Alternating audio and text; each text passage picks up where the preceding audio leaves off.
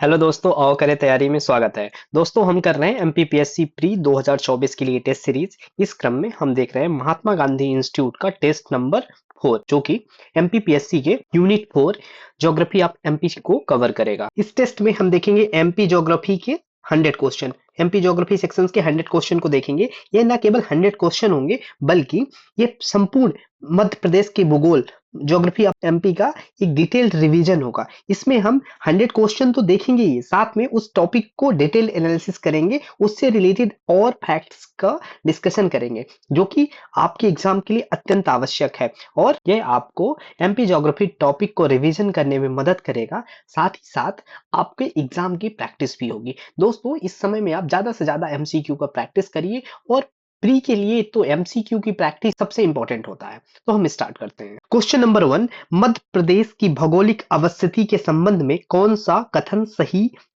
नहीं है? भौगोलिक दृष्टि से मध्य प्रदेश प्रायद्वीपीय भारत का पूर्वी भाग है। मध्य प्रदेश को उच्च भूमियों का प्रदेश कहा जाता है। अविभाजित मध्य प्रदेश में 9 भौतिक प्रदेश थे। वर्तमान मध्य प्रदेश में 7 भौतिक प्रदेश हैं। इसको इंग्लिश में भी हम देखेंगे। This statement is not correct regarding the geographical location of Madhya Pradesh. Geographically Madhya Pradesh is the eastern part of peninsular India. दोस्तों, यहीं पे ये गलत हो जाता है, क्योंकि ये ईस्टर्न पार्ट में नहीं है, ये पूर्वी भाग में नहीं है। मध्य प्रदेश भौगोलिक दृष्टि से प्रायद्वीपीय भारत का किसमें है? उत्तरी भाग में, नॉर्दर्न पार्ट है। कौन सा पार्ट है? नॉर्दर्न पार्ट है, उत्तरी भाग है। तो यही ऑप्शन ए गलत होता है यहाँ पे। और साथ में हम देख लेते हैं, उच्च भूमियों का प्रदेश कहा गया है। उच्च भूमियों को प्रदेश क्यों कहा गया है? स्टेट ऑफ हाईलैंड कहा गया है, क्योंकि इसकी जो औसत समुद्र तल से ऊंचाई है वो 300 मीटर से अधिक है। लगभग 300 मीटर हम मानते हैं। जो इसकी क्या है, average height from sea land है, कितनी है? 300 मीटर है। और साथ में हम ये भी देख लेते हैं कि अविभाजित मध्य प्रदेश को 9 भौतिक प्रदेश थे, और वर्तमान में मध्य प्रदेश के 7 भौतिक प्रदेश हैं। इस तरह से हम देखते हैं कि मध्य प्रदेश में वर्तमान में 7 भौतिक प्रदेश कौन है, इनको भी हम देख लेते हैं। तो 7 भौतिक प्रदेश में हम देखते हैं, तो एक क्या हो जाता है हमारा? एक हो जाता है हमारा मध्य भारत का पठार। वर्तमान में हम देख रहे हैं मध्य भारत का पठार। दूसरा बुंदेलखंड का पठार, ध्यान रखना है आपको। दूसरा कौन सा हो गया? बुंदेलखंड का पठार। तीसरा हो गया रीवा पन्ना का पठार, रीवा पन्ना का पठार। और चौथा हो गया आपका मालवा का पठार, मालवा का पठार। और पांचवा हमने देखा 7 ना, और 5वें नंबर पे हम देख लेते हैं क्या है? नर्मदा सोन वैली, नर्मदा नर्मदा सोन घाटी, नर्मदा सोन घाटी। और छठे नंबर पे हम देखते हैं Satpura Maikal range, Satpura Satpura Maikal range, Maikal range, Satpura Maikal range. और 7वें नंबर पे हम देखते हैं पूर्वी पठार, इसी को हम बघेलखंड का पठार भी बोलते हैं, पूर्वी पठार, या इसी को बघेलखंड का पठार भी देखते हैं। तो इस तरह से हम देखें, भौगोलिक दृष्टि से मध्य प्रदेश जो है क्या है? प्रायद्वीपीय भारत के पूर्व में ना होकर किसमें है? उत्तर में है। दूसरा, मध्य प्रदेश उच्च भूमियों का प्रदेश कहा जाता है, क्योंकि इसकी एवरेज हाइट 300 मीटर है। अविभाजित मध्य प्रदेश में 9 भौतिक प्रदेश थे, और वर्तमान में कितना है? 7 फिजिकल रीजन है। उनमें से पहला हम देखते हैं मध्य भारत का पठार, दूसरा बुंदेलखंड का पठार, तीसरा रीवा पन्ना का पठार, चौथा मालवा का पठार, पांचवा नर्मदा सोन वैली, 6th है सतपुड़ा मैकाल रेंज, 7th है पूर्वी पठार, या उसी को हम बघेलखंड का पठार भी बोलते हैं। इस तरीके से हम देखते हैं वर्तमान में मध्य प्रदेश को 7 भौतिक प्रदेशों में बांटा गया है। अगले प्रश्न की ओर बढ़ते हैं। क्वेश्चन नंबर 2, फाइन ने किस क्षेत्र की जलवायु को विश्व की सर्वश्रेष्ठ जलवायु कहा है? फायन consider the climate of which regions to be best climate in the world. अब प्रश्न उठता है कि फायन कौन था, तो हमें बताना होगा फायन कौन था। तो एक चीनी यात्री था, चाइनीज ट्रेवलर था। और किस क्षेत्र की जलवायु को सर्वश्रेष्ठ जलवायु कहा है? तो इसने मालवा की जो जलवायु है, मालवा रीजन की जलवायु है, उसको सर्वश्रेष्ठ जलवायु कहा है। और ये जब चीनी यात्री है, तो ये भी हमको देखना होगा ये किसके कार्यकाल में आया था। तो ये चंद्रगुप्त द्वितीय विक्रमादित्य, चंद्रगुप्त द्वितीय विक्रमादित्य के समय में ये आया था। और मालवा की जलवायु को इसने सर्वश्रेष्ठ जलवायु कहा, ये ध्यान रखना है। तो हमने क्वेश्चन में देखा फायन क्या था? एक चाइनीज ट्रेवलर था। ये भारत में कब आया? तो ये चंद्रगुप्त विक्रमादित्य के कार्यकाल में आया। और इसने क्या कहा है? तो विश्व की सर्वश्रेष्ठ जलवायु कहा है, किसे? मालवा क्षेत्र को कहा है। अगले प्रश्न की ओर बढ़ते हैं। क्वेश्चन नंबर 3, मध्य प्रदेश का सर्वाधिक अंतरराज्यीय सीमा बनाने वाला जिला कौन सा है? विच is the district of Madhya Pradesh that form the maximum inter state border. Maximum inter state border किससे लगता है? तो ये नीमच, याद रखना है आपको, नीमच जिला जो है ये सर्वाधिक अंतरराज्यीय सीमा बनाने वाला जिला है। और ये किसके साथ बनाता है? राजस्थान से। इसके आप देखोगे कि ये जैसे ये नीमच है, तो इसके इधर 3 तरफ से क्या है? राजस्थान की सीमा लगती है, इसलिए इसको कहा जाता है कि सर्वाधिक अंतरराज्यीय सीमा से घिरा हुआ जिला कौन सा है? नीमच। अगले प्रश्न की ओर बढ़ते हैं, क्वेश्चन नंबर थर्ड। मध्य प्रदेश के सैल समूह के संबंध में कौन सा कथन सही नहीं है? हमको देखना है कौन सा कथन सही नहीं है, इसको ध्यान रखना है। Which statement is not correct regarding the rock group of Madhya Pradesh? Archean rock are most wide spread in the Madhya Pradesh. Madhya Pradesh में सर्वाधिक विस्तार किसका? आर्कियन चट्टानों का है। वेरी गुड, आर्कियन चट्टानों का है। और ये भी ध्यान रखना है, आर्कियन चट्टानों का निर्माण कब हुआ है? तो प्री कैम्बियन एज में, प्री कैम्बियन एज में हुआ है, इसको भी ध्यान रखना है। प्री कैम्बियन एज में आर्कियन चट्टानों का निर्माण हुआ है। और ये नेक्स्ट हम देखते हैं, आर्कियन चट्टानों को प्राथमिक चट्टानें कहा जाता है। बिल्कुल, ये आर्कियन चट्टानों को प्राथमिक चट्टानें कहा जाता है। यह चट्टानें मध्य प्रदेश के बघेलखंड क्षेत्र में पाई जाती है। These rocks are found in the Baghelkhand region. दोस्तों यही ऑप्शन गलत हो जाएगा, क्योंकि आर्कियन हमको कहां देखने को मिलती है? ये हमें कहां देखने को मिलती है? बुंदेलखंड क्षेत्र में मिलती है, ना कि बघेलखंड में। कहां पे? बुंदेलखंड क्षेत्र में देखने को मिलती है, तो ये ऑप्शन गलत हो जाएगा। These rocks are found in the Bundelkhand area, not Baghelkhand. तो ये यहीं पे ये ऑप्शन गलत होता है, तो सही जवाब हो जाएगा ऑप्शन सी।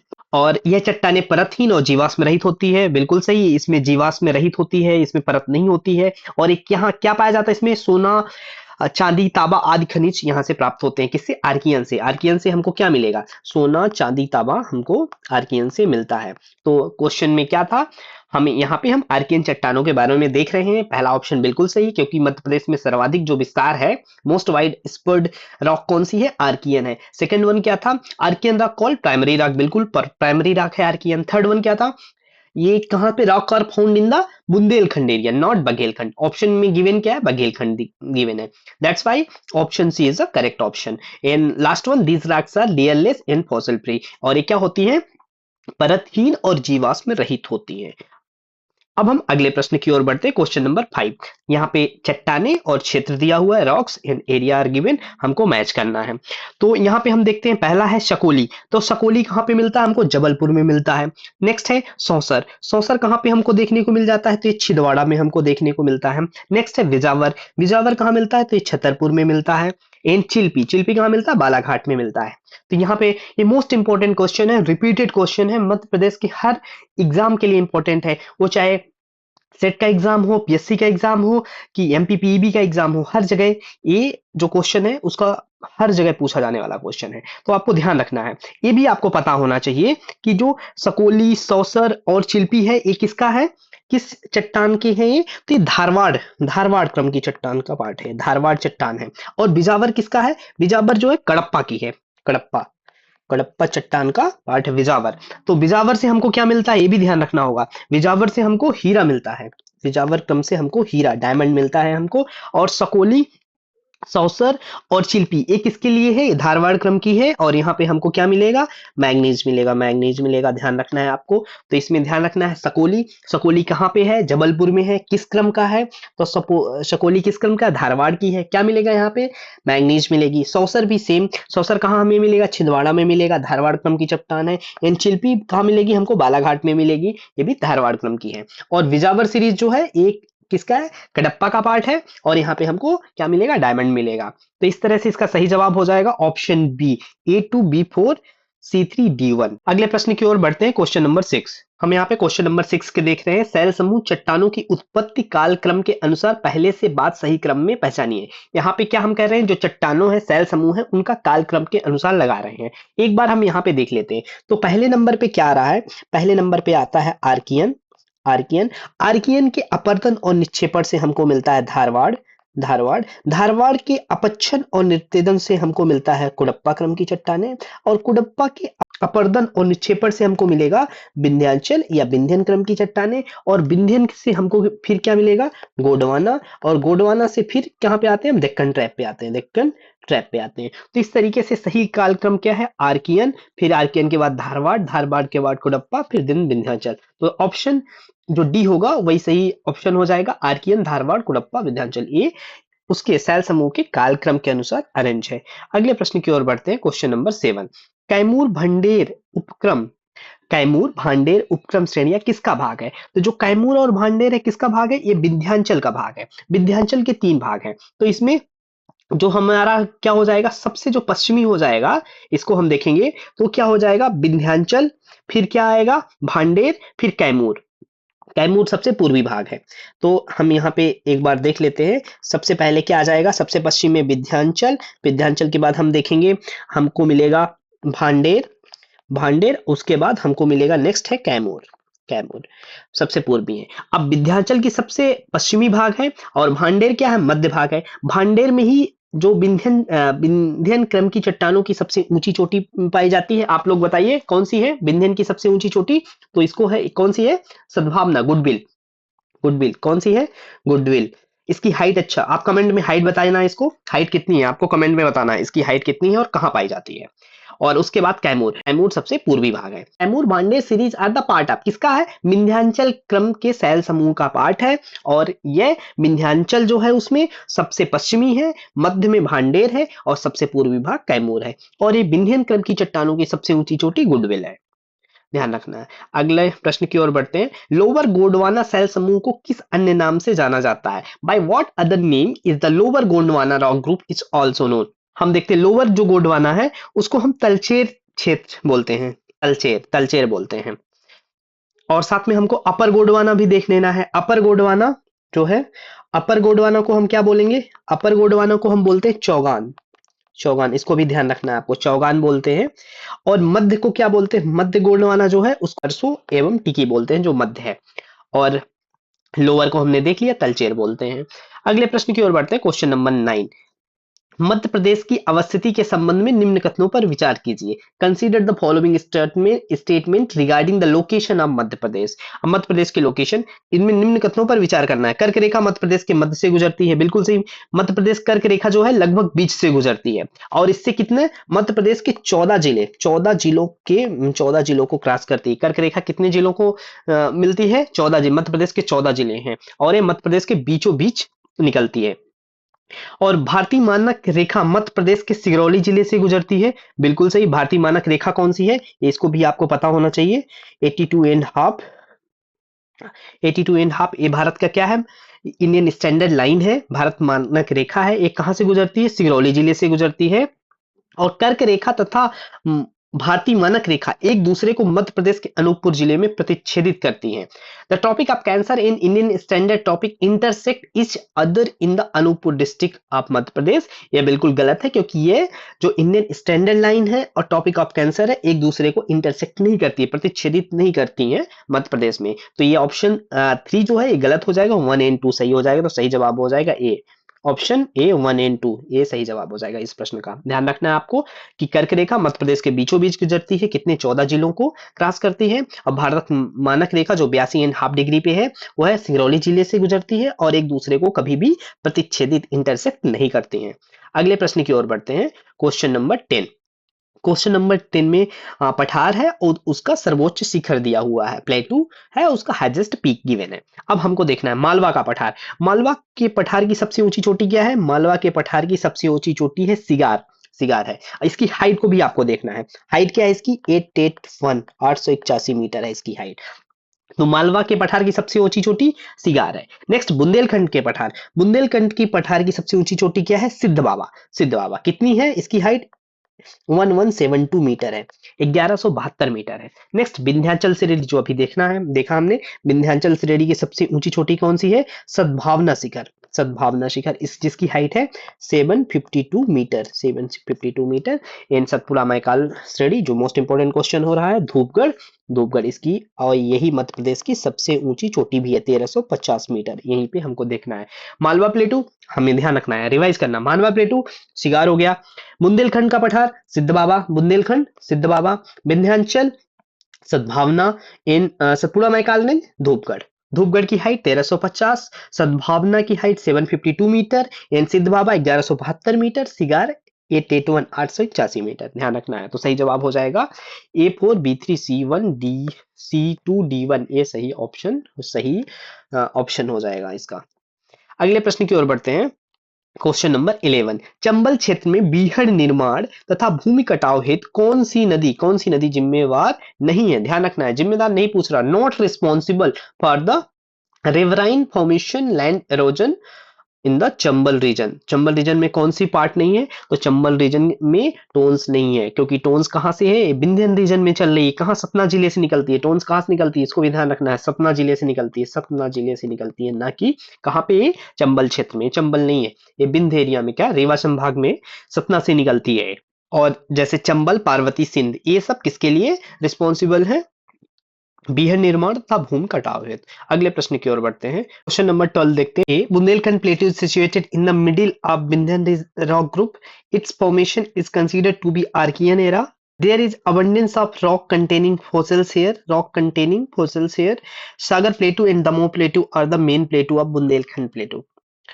हिंदी में भी देख लेते हैं इसको। बुंदेलखंड का पठार विंध्यन शैल समूह के बीच में स्थित है, बीचों बीच स्थित है। इसका निर्माण आर्कियानुगीन माना जाता है और ये जीवाश्म युक्त चट्टानों की बहुलता है। सागर पठार, दमोह पठार और बुंदेलखंड का पठार प्रमुख पठार है। यहाँ पे पहले डिस्कस कर चुके हैं कि जो बुंदेलखंड का एरिया है वो कैसा है? आर्कियन एगेन है। और आर्कियन क्या है? प्राथमिक चट्टाने। हमने यहाँ पे पहले पढ़ लिया, जिसका निर्माण प्रीकैम्बियन एज में हुआ है। और ये क्या होती है? फॉसिल्स फ्री होती हैं, जीवाश्म युक्त नहीं होती ये। और यहाँ पे कोई भी जीवाश्म नहीं मिलता है, तो यही ऑप्शन क्या हो जाएगा? असत्य हो जाएगा। तो क्या होती है? फॉसिल्स फ्री होती है, ध्यान रखना है आपको। जो बुंदेलखंड का पठार है किससे बना हुआ है? बुंदेलखंड का पठार क्या है? आर्कियन चट्टाने हैं, यहाँ पे आर्कियन है। और आर्कियन चट्टाने कौन सी होती हैं? ये प्राथमिक चट्टाने होती हैं। और प्राथमिक चट्टाने होती हैं, इसमें क्या होती है? लेयरलेस होती हैं, इसमें परतहीन होती हैं। और क्या होता है? इसमें जीवाश्म रहित होती है, जीवाश्म रहित मीन्स फॉसिल्स फ्री होती है, फॉसिल्स फ्री होती है। ठीक है, ये ध्यान रखना है। किसके बारे में? आर्कियन। और ये कहाँ पे मिलती है आर्कियन? ये बुंदेलखंड के पठार में मिलती है। और बुंदेलखंड का पठार क्या है? विंध्यन शैल समूह के बीचों बीच स्थित है, बिल्कुल सही। और सागर पठार और दमोह पठार बुंदेलखंड पठार के प्रमुख पठार है, इसको भी ध्यान रखना है। Next question. नातोदर hills are part of which plateau? नातोदर की पहाड़ियां किस पठार का भाग है? तो दोस्तों नातोदर की पहाड़ियां किसका है? बघेलखंड पठार का भाग है। किसका है? बघेलखंड पठार का ये भाग है। और यहाँ पे क्या होता है? कोयला और खनिज की बहुलता है। किसकी? कोयला, कोल और कोल और मिनरल्स, खनिज की क्या है यहाँ पे? बहुत अधिकतम मात्रा में नातोदर की पहाड़ियों में हमको देखने को मिलता है। अगले प्रश्न की ओर बढ़ते हैं। Question number 14। What is the correct order of the following hills from the west to? यहाँ पे हम हिंदी में देख लेते हैं, पश्चिम से पूर्व की ओर सही क्रम क्या है? तो पश्चिम की से पूर्व की ओर सही क्रम क्या है? सबसे पहले सबसे पश्चिम में हमको क्या देखने को मिलेगा? अखरानी देखने को मिलेगा, ध्यान रखना है आपको। उसके बाद ग्वालीगढ़, अखरानी के बाद हमको क्या मिलता है? ग्वालीगढ़। और फिर ग्वालीगढ़ के बाद हमको क्या मिलता है? कालीभीत मिलता है। ये किसकी है? ये सतपुड़ा का भाग है, ये भी ध्यान रखना है। ये किसकी भाग है? ये तीनों सतपुड़ा का भाग है। तो सही जवाब हो जाएगा ऑप्शन ए। सबसे पहले अखरानी, फिर ग्वालीगढ़, देन कालीभीत, सबसे क्या है? पूर्व की ओर है। अगले प्रश्न की ओर बढ़ते हैं। Question number 15। In how many geographical regions has Madhya Pradesh been divided in the physiography of map of India? Physiography map में कितने हैं? देखो, अगर हम कितने पार्ट में डिवाइड है तो हम 3 में देखेंगे, ठीक है। और टोटल कितने जियोग्राफिक पार्ट है? तो 7 है, टोटल 7 है, 3 पार्ट में है। अब इसको हम यहाँ पे देख लेते हैं, टोटल कितना है? 7 है 3 पार्ट में। तो 3 पार्ट में कौन कौन से हैं इसको हमने देखना है। तो एक क्या होगा? एक हो गया है मध्य उच्च प्रदेश। दूसरा हो जाएगा सतपुड़ा मैकाल। और तीसरा क्या हो जाएगा हमारा? पूर्वी पठार। और उसी को हम क्या बोलते हैं? बघेलखंड का पठार बोलते हैं, पूर्वी पठार। अब मध्य उच्च प्रदेश के कितने भाग हैं? 5 भाग हैं। इसमें क्या आ रहा है? एक तो हमारा मध्य भारत का पठार आ रहा है, मध्य भारत का जो पठार है इसका भाग आ रहा है। दूसरा क्या आ रहा है? मालवा आ रहा है। तीसरा क्या आ रहा है? बुंदेलखंड आ रहा है, बुंदेलखंड का पठार। चौथा क्या आ रहा है? रीवा पन्ना का पठार। चौथा क्या है? रीवा पन्ना का पठार, ध्यान रखना है आपको। और पांचवा क्या है? बुंदेलखंड का पठार। पांचवा, अच्छा बुंदेलखंड हम लिख चुके हैं, कौन सा नहीं लिखे? मध्य भारत, मालवा, बुंदेलखंड। और फिर नेक्स्ट क्या है? नर्मदा सोन वैली। ये किसका भाग है? मध्य उच्च प्रदेश का भाग है, ध्यान रखना है। मध्य उच्च प्रदेश कितने भागों में डिवाइडेड है? तो ये 5 भागों में डिवाइडेड है। अब फिर हम देखते हैं दूसरा पार्ट क्या है? सतपुड़ा मैकाल। और तीसरा क्या है? पूर्वी पठार। तो इस तरीके से टोटल 7 फिजियोग्राफिक रीजन है, और यहाँ पे अगर पूछा हुआ कितने हेड में डिवाइड है तो 3 हेड में डिवाइड है। इसका सही जवाब हो जाएगा 3 भौगोलिक क्षेत्रों में डिवाइड है। ये भी ध्यान रखना है। फिजियोग्राफी मैप ऑफ इंडिया में मध्य प्रदेश को कितने भागों में, तो 3 भागों में डिवाइड है। कौन कौन से, मध्य उच्च प्रदेश, सतपुड़ा मैकाल और बघेलखंड का पठार। अब मध्य उच्च प्रदेश में 5 भागों में डिवाइड है, ध्यान रखना है। अगले प्रश्न की ओर बढ़ते हैं। Question number 16, which fair is wrongly matched. इसमें से क्या दिया हुआ, पीक दिया हुआ है, उसकी हाइट दी हुई है। हिंदी में भी देख लीजिए, चोटी और ऊंचाई। अब देखो, हमने यहाँ पे बताया है, सिद्ध बाबा बताया था किसकी है, बुंदेलखंड की है, 1172 मीटर। सिगार कहाँ का है, अमरकंटक का है, सॉरी, सिगार कहाँ का है, मालवा, मालवा की सबसे ऊंची चोटी है सिगार, 881 मीटर। अब अमरकंटक तो हम बाद में देखें, धूपगढ़ किसका है, सतपुड़ा का है, 1350 मीटर। यहाँ पे अमरकंटक का गलत दिया हुआ, अमरकंटक कितना है, 1067, 1067 मीटर है। और ये मध्य प्रदेश की जो थर्ड हाईएस्ट पीक है, थर्ड हाईएस्ट पीक है, इसको भी आपको ध्यान रखना है, थर्ड हाईएस्ट पीक है। फर्स्ट में 1350 ही हो गया, सेकंड हो गया सिद्ध बाबा, और थर्ड क्या हो गया, हमारा अमरकंटक। इसको ध्यान रखना है आपको। और अमरकंटक पहाड़ी किसका पार्ट है, ये मैकाल रेंज का पार्ट है, ये भी ध्यान रखना है। अमरकंटक किसका पार्ट है, तो अमरकंटक मैकाल का भाग है, मैकाल, मैकाल का भाग है, ये भी ध्यान रखना है आपको। इस तरीके से इसका सही जवाब क्या हो जाएगा, ऑप्शन सी, ये रॉन्गली मैच्ड है, क्योंकि अमरकंटक 1024 ना होके कितना होगा, 1067 है, और ये मध्य प्रदेश की थर्ड हाईएस्ट पीक है, ध्यान रखना है आपको। Next question, in which rocks are diamond found in the Madhya Pradesh. हमने अभी बात किया है कि डायमंड कहाँ पे है, तो कुडप्पा क्रम की चट्टानों में डायमंड है। कहाँ पे है, कुडप्पा क्रम की चट्टानों में डायमंड है, हीरा है। और कुडप्पा की किस्में हैं, एक और हमने बात किया था यहाँ पे, विजावर, विजावर श्रेणी, विजावर श्रेणी में हमको क्या मिलता है, क्या मिलता है, हीरा मिलता है। अगले प्रश्न की ओर बढ़ते हैं। नंबर 18, विच माउंटेन एक ऐसा वाटर डिवाइडर बिटवीन नर्मदा इन गंगा बेसिन। नर्मदा और गंगा बेसिन में वाटर डिवाइडर कौन है, यहाँ पे हिंदी में भी देखते हैं, नर्मदा तथा गंगा बेसिनों के बीच जल विभाजक का कार्य करता है, कौन करता है, विंध्याचल पर्वत। जो विंध्याचल पर्वत है वह गंगा और नर्मदा बेसिन के बीच सबसे बड़ा जल विभाजक है। अब विंध्याचल पर्वत मध्य प्रदेश का सबसे प्राचीन पर्वत भी है, इसको भी ध्यान रखना। तो इसका सही जवाब क्या हो जाएगा, ऑप्शन डी हो जाएगा। अगले प्रश्न की ओर बढ़ते हैं। क्वेश्चन नंबर 19, निमार प्लेन, क्या, Nimar plain is situated between which of the following places. Nimar का मैदान किसके मध्य स्थित है, किसके मध्य स्थित है, तो जो निमाड़ का मैदान है किसके मध्य स्थित है, तो ध्यान रखना है, ये आसिरगढ़ की पहाड़ियां और नर्मदा के मध्य है, आसिरगढ़ की पहाड़ियां और नर्मदा के मध्य है। किसके मध्य है, आसिरगढ़ की पहाड़ियां और नर्मदा के मध्य है। और एक किसके लिए, निमाड़ का मैदान किसके लिए है, एक कपास उत्पादन के लिए जाना जाता है, किसके लिए, कपास उत्पादन के लिए जाना जाता है। और यहाँ पे क्या होता है, हरी मिर्च का भी सर्वाधिक उत्पादन यहीं पे होता है, निमाड़ के मैदान में होता है। इसको ध्यान रखना है, कपास और हरी मिर्च कहाँ पे है, आसिरगढ़ और नर्मदा के मध्य में है। अगले प्रश्न की ओर बढ़ते हैं। Next, Son Johila and Rihand, Son Johila and Rihand river are originate from which mountain range. किससे ये ओरिजिनेट होती है, सोन जोहिला और रिहंद। तो सोन जोहिला और रिहंद नदियों का उद्गम कहाँ से हो रहा है, तो हमको ध्यान रखना है, इनका उद्गम मैकल पर्वत श्रेणी से हो रहा है, मैकल पर्वत श्रेणी से हो रहा है, सोन जोहिला और रिहंद का। और ये नदियां मध्य प्रदेश के पूर्वी भाग में उद्गमित होती है, कहाँ पे, मैकल रेंज में, ध्यान रखना है आपको। अगले प्रश्न की ओर बढ़ते हैं। Question number 21, which is the largest drainage system in Madhya Pradesh. Madhya Pradesh का सर्वाधिक बड़ा अपवाह तंत्र कौन सा है, सर्वाधिक बड़ा अपवाह तंत्र कौन सा है, तो हमको ध्यान रखना, गंगा यमुना अपवाह तंत्र ये सर्वाधिक बड़ा अपवाह तंत्र है। ठीक है, ध्यान रखना है, गंगा यमुना अपवाह तंत्र ये सबसे बड़ा अपवाह तंत्र है। क्वेश्चन नंबर 22 देखते हैं। यहाँ पे नदियां और उद्गम स्थल दिया है, इसको हमको ध्यान रखना है। अब हम देखते हैं चंबल, चंबल कहाँ पे होता है, तो जनापाव की पहाड़ी, कहाँ, महू इंदौर के पास से चंबल का उद्गम होता है, जनापाव की पहाड़ी से।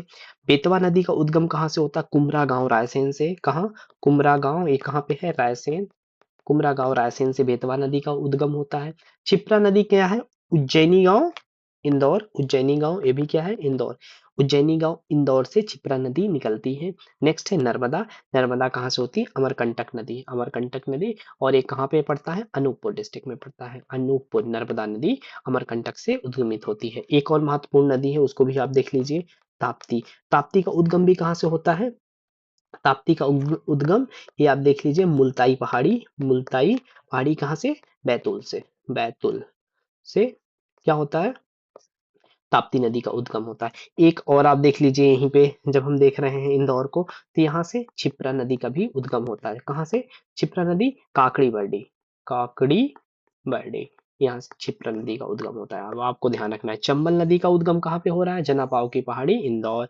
बेतवा नदी, कुमरा गांव, रायसेन। क्षिप्रा नदी, उज्जैनी गांव। क्षिप्रा नदी कहाँ पे होता है? उज्जैनी गांव, इंदौर। नर्मदा नदी, अमरकंटक, अनूपपुर से हो रहा है। ताप्ती, मुल्ताई पहाड़ी, बैतूल। और क्षिप्रा, काकड़ी बाड़ी, इंदौर। ध्यान रखना है। अगले प्रश्न की ओर बढ़ते, क्वेश्चन नंबर 23।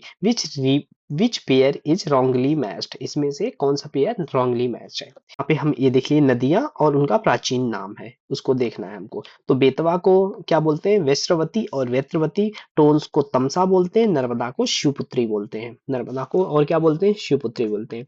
बट यहाँ पे ऑप्शन जो बी है, केन, धर्मावती केन का नाम नहीं है। केन का क्या नाम है? प्राचीन नाम है सुक्तिमती। सुक्तमती केन का नाम है। और दूसरा इसका भी क्या नाम है? कर्णावती भी नाम है। केन का सुक्तमती और कर्णावती, सुक्तमती और कर्णावती नाम है। ठीक है। और इसके बारे में एक केन के बारे में जब हम केन देख रहे हैं, ये भी देख रहे हैं कि पन्ना नेशनल पार्क से गुजरने वाली प्रमुख नदी है। और यहाँ पे केन, घड़ियाल और स्नेफाल प्रमुख पर्यटन स्थल है किसकी? केन नदी के। तो ध्यान रखना है, बेतवा का प्राचीन नाम वैश्रवती है, वैत्रवती, केन, सुक्तिमती और कर्णावती। और टोन्स, तमसा, नर्मदा, शिवपुत्री। इस तरह से अगले प्रश्न की ओर बढ़ते हैं। विच river is called life line of Bundelkhand? Bundelkhand की लाइफ लाइन किसे कहते हैं? तो बुंदेलखंड की जीवन रेखा हम बोलते हैं किसको? बेतवा नदी को बोलते हैं। बेतवा नदी क्या है? बुंदेलखंड के अधिकांश भाग को सिंचित करती है तथा साथ ही पेयजल उपलब्ध कराती है, इसीलिए इसे बुंदेलखंड की जीवन रेखा कहा जाता है। अब बेतवा नदी कहाँ से निकलती है? ये हमने देखा अभी। बेतवा नदी आपको कमेंट करके बताना है। अब पुराना नाम तो पहले ही देख रहा है, बेतवा का क्या नाम है? वैश्रवती और बेत्रवती है। और साथ में हमको ये भी देखिए, बेतवा के किनारे स्थित प्रमुख शहर को भी हम देख लेते हैं यहाँ पे। चलिए, आप क्या क्या कमेंट करके बताएंगे, मैं ही बता देता हूँ। सांची, विदिशा, सांची, विदिशा, ओरछा, ये सब किसके हैं? बेतवा के तट पे बसे हुए शहर हैं। अब बेतवा नदी रायसेन जिले से निकलती है, ये भी हम आपको बता देते हैं। कहाँ से निकलती है? रायसेन जिले से निकलती है। Question 20 number 25। whose tributaries are Dhasan and जामनी रिवर्स? धसान और जामनी नदी किसकी सहायक नदियां हैं? तो धसान और जामनी किसकी सहायक नदियां हैं? तो ये बेतवा की सहायक नदियां हैं। ठीक है। बेतवा की प्रमुख सहायक नदियां कौन है? एक तो आप इसको भी देख लीजिए, बीना। और कौन सी है? धसान, बीना, धसान और जामनी, ये बेतवा की सहायक नदियां हैं। जब हम बेतवा को देख ही रहे हैं तो बेतवा की परियोजनाओं को भी देख लेते हैं। एक आप बताइए, सम्राट अशोक, सम्राट अशोक परियोजना, इसको और किस नाम से जानते हैं? हलाली परियोजना, हलाली परियोजना। ये कहाँ पे है? ये विदिशा में है। ठीक है। किस पे बनी हुई है? बेतवा पे बनी हुई है। दूसरा, माता टीला, माता टीला, माता टीला परियोजना। माता टीला परियोजना कहाँ पे है? ये एमपी और यूपी की संयुक्त परियोजना है। एक और देख लेते हैं, राजघाट, राजघाट परियोजना। और राजघाट को अन्य नाम से क्या जानते हैं? रानी लक्ष्मीबाई परियोजना। क्या जानते हैं? रानी लक्ष्मीबाई परियोजना, रानी लक्ष्मीबाई परियोजना। और यह भी एमपी और यूपी की संयुक्त परियोजना है। किस पे बनी है? बेतवा नदी पे बनी है। तो बीना, धसान, जामनी, ये क्या है? इसकी सहायक नदियां है। कौन कौन सी? बीना, धसान और जामनी। अगले प्रश्न की ओर बढ़ते हैं, question number 26। Consider the following, which above the mentioned river join Narmada from the left side? Narmada को बाएं तरफ से मिलती हैं। कौन सी नदियां नर्मदा में बाएं तरफ से मिलती है? ध्यान रखना है हमको। तो टोटल नर्मदा कितनी सहायक नदियां हैं? नर्मदा की 41 सहायक नदियां हैं। ध्यान रखना है आपको, नर्मदा की 41 क्या है? सहायक नदियां हैं। ठीक है। उसमें से 22 क्या है? 22 नदियां जो हैं बाएं तरफ से मिलती हैं। इसमें प्रमुख हो गया, बाएं तरफ से में प्रमुख हो गया तवा, जो इस प्रश्न के अनुसार मैं बता रहा हूं, तवा, शक्कर, शक्कर, शेर और दूधी, दूधी। ये क्या है? बाएं तरफ से मिलती है। तो प्रश्न में इसमें क्या है? तवा, शक्कर और कौन सी? तवा, शक्कर, दो ही है। तो ये क्या है? तवा, शक्कर, शेर, दूधी, ये बाएं तरफ से मिलती है। तो सही जवाब हो जाएगा ऑप्शन ए। ये भी देख लीजिए, 22 अगर बाएं तरफ से मिलती है तो दाएं तरफ से कितनी मिलेगी? दाएं तरफ से 19 मिलेंगी। टोटल 41 है। और दाएं तरफ से 19 में से कुछ नाम आप जान लीजिए, जैसे बरना, बरना किसकी सहायक नदी है? तो ये भी किसकी है? नर्मदा की है। कहाँ किस तरफ से मिलती है? दाएं तरफ से मिलती है। दूसरी एक और देख लीजिए, गौर। तीसरी कमार। ये सब क्या है? सहायक नदियां हैं। और कोलार, कोलार, हथनी, हिरण, हथनी और हिरण, ये सब दाएं तरफ से मिलती है, ध्यान रखना है। ये किसकी है? नर्मदा की सहायक नदियां हैं। अगले प्रश्न की ओर बढ़ते हैं, question number 27। The confluence point of which river is called Pranhita? Pranhita, Pranhita कहा जाता है किन नदियों के संगम स्थल को? किन नदियों के संगम स्थल को प्राणहिता कहा जाता है? तो प्राणहिता वर्धा और वेनगंगा के संगम स्थल को, जहां वर्धा और वेनगंगा नदी आपस में मिलती हैं, उसको हम क्या बोलते हैं? प्राणहिता बोलते हैं। और ये कहाँ पे? महाराष्ट्र में। महाराष्ट्र में स्थित है प्राणहिता, ध्यान रखना है आपको। अगले प्रश्न की ओर बढ़ते हैं, question number 28। Which statement is incorrect regarding Mahi river? Mahi river से क्या गलत है, ध्यान रखना है आपको। तो देखते हैं, पहला, इसका उद्गम धार जिले में स्थित है। इसका माही नदी का उद्गम धार जिले से है, बिल्कुल सही है। ये पूर्व से पश्चिम की ओर बहती है, बिल्कुल सही। ये पूर्व से पश्चिम की ओर बहती है और राजस्थान में प्रवेश करती है, बिल्कुल सही। यह नदी कर्क रेखा के समानांतर गति करती है। यही ऑप्शन क्या है? असत्य है। और इस प्रश्न के अनुसार, इस प्रश्न को अगर हम देखते हैं तो यही क्या हो जाएगा? सही जवाब हो जाएगा, क्योंकि ये समानांतर नहीं है, यू आकार में होती है, इसीलिए कर्क रेखा को दो बार काटती है। दो बार काटती है, जैसे ये यहाँ से स्टार्ट होती है और ऐसे जाती है, तो एक कर्क रेखा को एक बार यहाँ, एक बार यहाँ, दो बार काटती है, ध्यान रखना है आपको। तो यही माही नदी से रिलेटेड असत्य है, ऑप्शन सी। नेक्स्ट क्वेश्चन में जाते हैं। Geographer Ptolemy called which river as नमोदास? टालमी ने किस नदी को नमोदास कहा? तो टालमी ने किसको कहा? नर्मदा नदी को क्या कहा है? नमोदास कहा है। नर्मदा नदी को नमोदास कहा है, ने तो नर्मदा को नमोदास कहा है। नर्मदा नदी के अन्य नाम भी हैं। एक तो हमने देखा था शिवपुत्री, और पहले प्रश्न में आ चुका है। और उसका नाम एक क्या है? शंकरी भी है। और क्या है? मेकल सुता भी है। मेकल सुता भी किसका नाम है? नर्मदा नदी का नाम है। और एक अन्य नाम क्या है? रेवा नाम है, रेवा। ये सब अन्य नाम है, इनको भी आपको ध्यान रखना है। किसके साथ साथ? टालमी ने क्या कहा है? टालमी ने तो नमोदास कहा है, किसको? नर्मदा को। और नर्मदा के अन्य नाम क्या है? तीशंकरी, मेकलसुता, रेवा। इसको भी आपको ध्यान रखना है। अब हम अगले प्रश्न की ओर बढ़ते हैं, question number. What is the correct order of the waterfalls formed on the Narmada river from west to east? अब हमको देखना है क्या? waterfall formed on the Narmada river from west to east। Hindi में भी देख लेते हैं। नर्मदा नदी पर बनने वाले जल प्रपातों का पश्चिम से पूर्व की ओर, ध्यान रखना हमको, पश्चिम से पूर्व की ओर जाना है। तो पश्चिम में सबसे पहले हम यहाँ पे एक बार हम ऐसे देख लेते हैं। तो नर्मदा की हम क्या देख रहे हैं? जलप्रपात देख रहे हैं। तो सबसे हम किधर से? पश्चिम से शुरू करते हैं। तो पश्चिम में क्या है? सहस्त्रधारा, सहस्त्रधारा सबसे पश्चिम में है। फिर क्या हमको देखने को मिल जाता है? मानधाता, मानधाता। फिर क्या देखने को मिल जाता है हमको? दर्दी, दर्दी। फिर हमको क्या मिलता है? धुआंधार, धुआं, धुआंधार।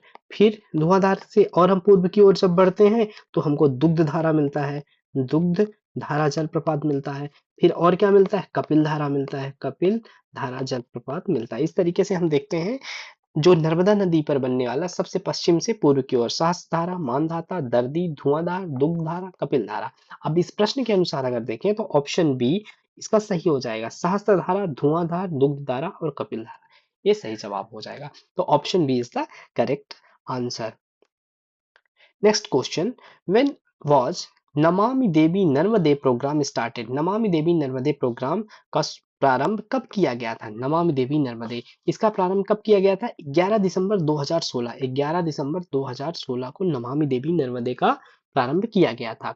और ये किसके लिए चलाया गया था? नर्मदा की साफ सफाई हेतु चलाया गया था। किसके लिए? नर्मदा की साफ सफाई हेतु चलाया गया था। और इसका समापन कब हुआ है नमामि देवी नर्मदे का? 15 मई, इसको भी ध्यान रखना है। 15 मई 2017 को क्या हुआ है? इसका समापन हुआ है, समापन हुआ। प्रारंभ 11 दिसंबर 2016 से हुआ था। नेक्स्ट को देखते हैं। यहाँ पे हमको एक कूट दिया हुआ है, एक तरफ नदी है, दूसरी तरफ जलप्रपात है, इसको ध्यान रखना है आपको। तवा, तवा पे कौन सा बनता है? अप्सरा जलप्रपात बनता है, ध्यान रखना। अप्सरा किस पे बनता है? तवा पे बनता है। और अप्सरा आप लोग देखे होंगे, बहुत ही मतलब मनोरम जगह है। ये कहाँ पे है? पचमढ़ी। पचमढ़ी जब आप घूमने गए होंगे या कि जाएंगे तो आपको वहां पे जरूर जाइएगा घूमने। कहाँ पे? अप्सरा वाटरफॉल में। कहाँ पे है पचमढ़ी? होशंगाबाद में है। अब भारत का एकमात्र क्या है? हिल स्टेशन है, सॉरी, मध्य प्रदेश का एकमात्र हिल स्टेशन है, कौन सा? पचमढ़ी। और वहां पे तवा नदी पे आपको अप्सरा जलप्रपात मिलेगा, और आप वहां जाके ढेर सारा मजा करिएगा। देखते हैं सेलर नदी। सेलर नदी किस पे है? बहुती जलप्रपात है। सेलर नदी पे क्या है? बहुती जलप्रपात है। और यह मध्य प्रदेश का आज की डेट पे सबसे ऊंचा 198 मीटर का जलप्रपात है। यह पहले रीवा जिले के अंदर आता है, पर अब मऊगंज जिले का पार्ट हो गया है। बहुत ही जलप्रपात किस पे? सेलर नदी पे है, ध्यान रखना है। और चंबल नदी पे कौन सा है? चुलिया जलप्रपात। ये कहाँ पे है? राजस्थान का सबसे ऊंचा है। ये क्या है? राजस्थान का सबसे ऊंचा जलप्रपात है, ध्यान रखना है। राजस्थान का सबसे ऊंचा जलप्रपात है कौन सा? चुलिया जलप्रपात। नेक्स्ट है केन। केन में हमको रनी जलप्रपात, जलप्रपात केन में देखने को मिल जाता है। और एक केन में और है, यहाँ पे आप इसको भी ध्यान रखिए, केन में पांडव वाटरफॉल भी है। तो इस तरीके से सही जवाब हो जाएगा option B, A3 B4 C2 D1, ये सही जवाब हो जाएगा। इस प्रश्न का ध्यान रखना है आपको। अब हम अगले प्रश्न की ओर बढ़ते हैं। Question number 33, Bansagar dam is situated on which river? Bansagar dam किस रिवर पे है? तो बाणसागर डैम किस पे है? सोन नदी पे है, सोन नदी पे है, ध्यान रखना है आपको। और ये कहाँ पे है बाणसागर डैम? ये शहडोल जिले में है। कहाँ पे है? शहडोल, शहडोल जिले में है।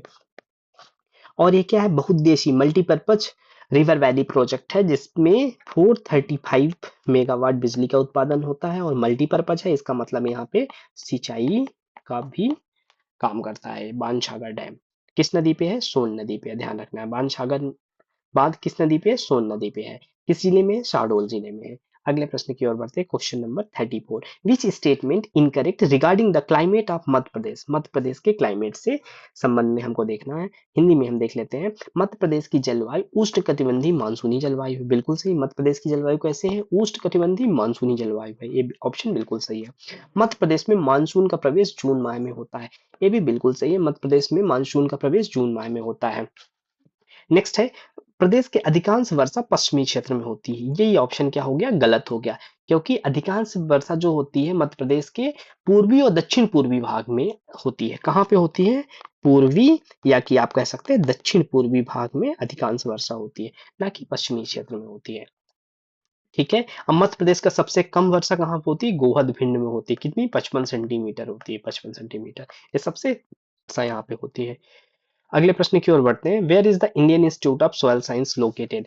Indian Institute of Soil Science कहाँ पे है? तो ये भोपाल में है, भोपाल में है। भारतीय मृदा विज्ञान संस्थान, भारतीय मृदा विज्ञान संस्थान कहाँ पे है? तो भोपाल में। सही जवाब क्या हो जाएगा? ऑप्शन बी, भोपाल हो जाएगा। अगले प्रश्न की ओर बढ़ते हैं। यहाँ पे हमें फिर भी कोड दिया हुआ है, एक तरफ सॉयल है, दूसरे तरफ उसकी एरिया है। अब जो हमें ब्लैक सॉयल है, काली मिट्टी, काली मिट्टी कहाँ पे मिल जाती है हमको? ये धार जिले में मिलेगी, धार जिले में मिलेगी। ठीक है। और काली मिट्टी के और अन्य नाम क्या है? इसको भी आप जानते रहिए। रेगुर, रेगुर किसके कहते हैं? काली मिट्टी को कहते हैं। और क्या बोलते हैं? और इसको चिरनोजम भी बोलते हैं, चिरनोजम भी बोलते हैं, ध्यान रखना है आपको काली मिट्टी को।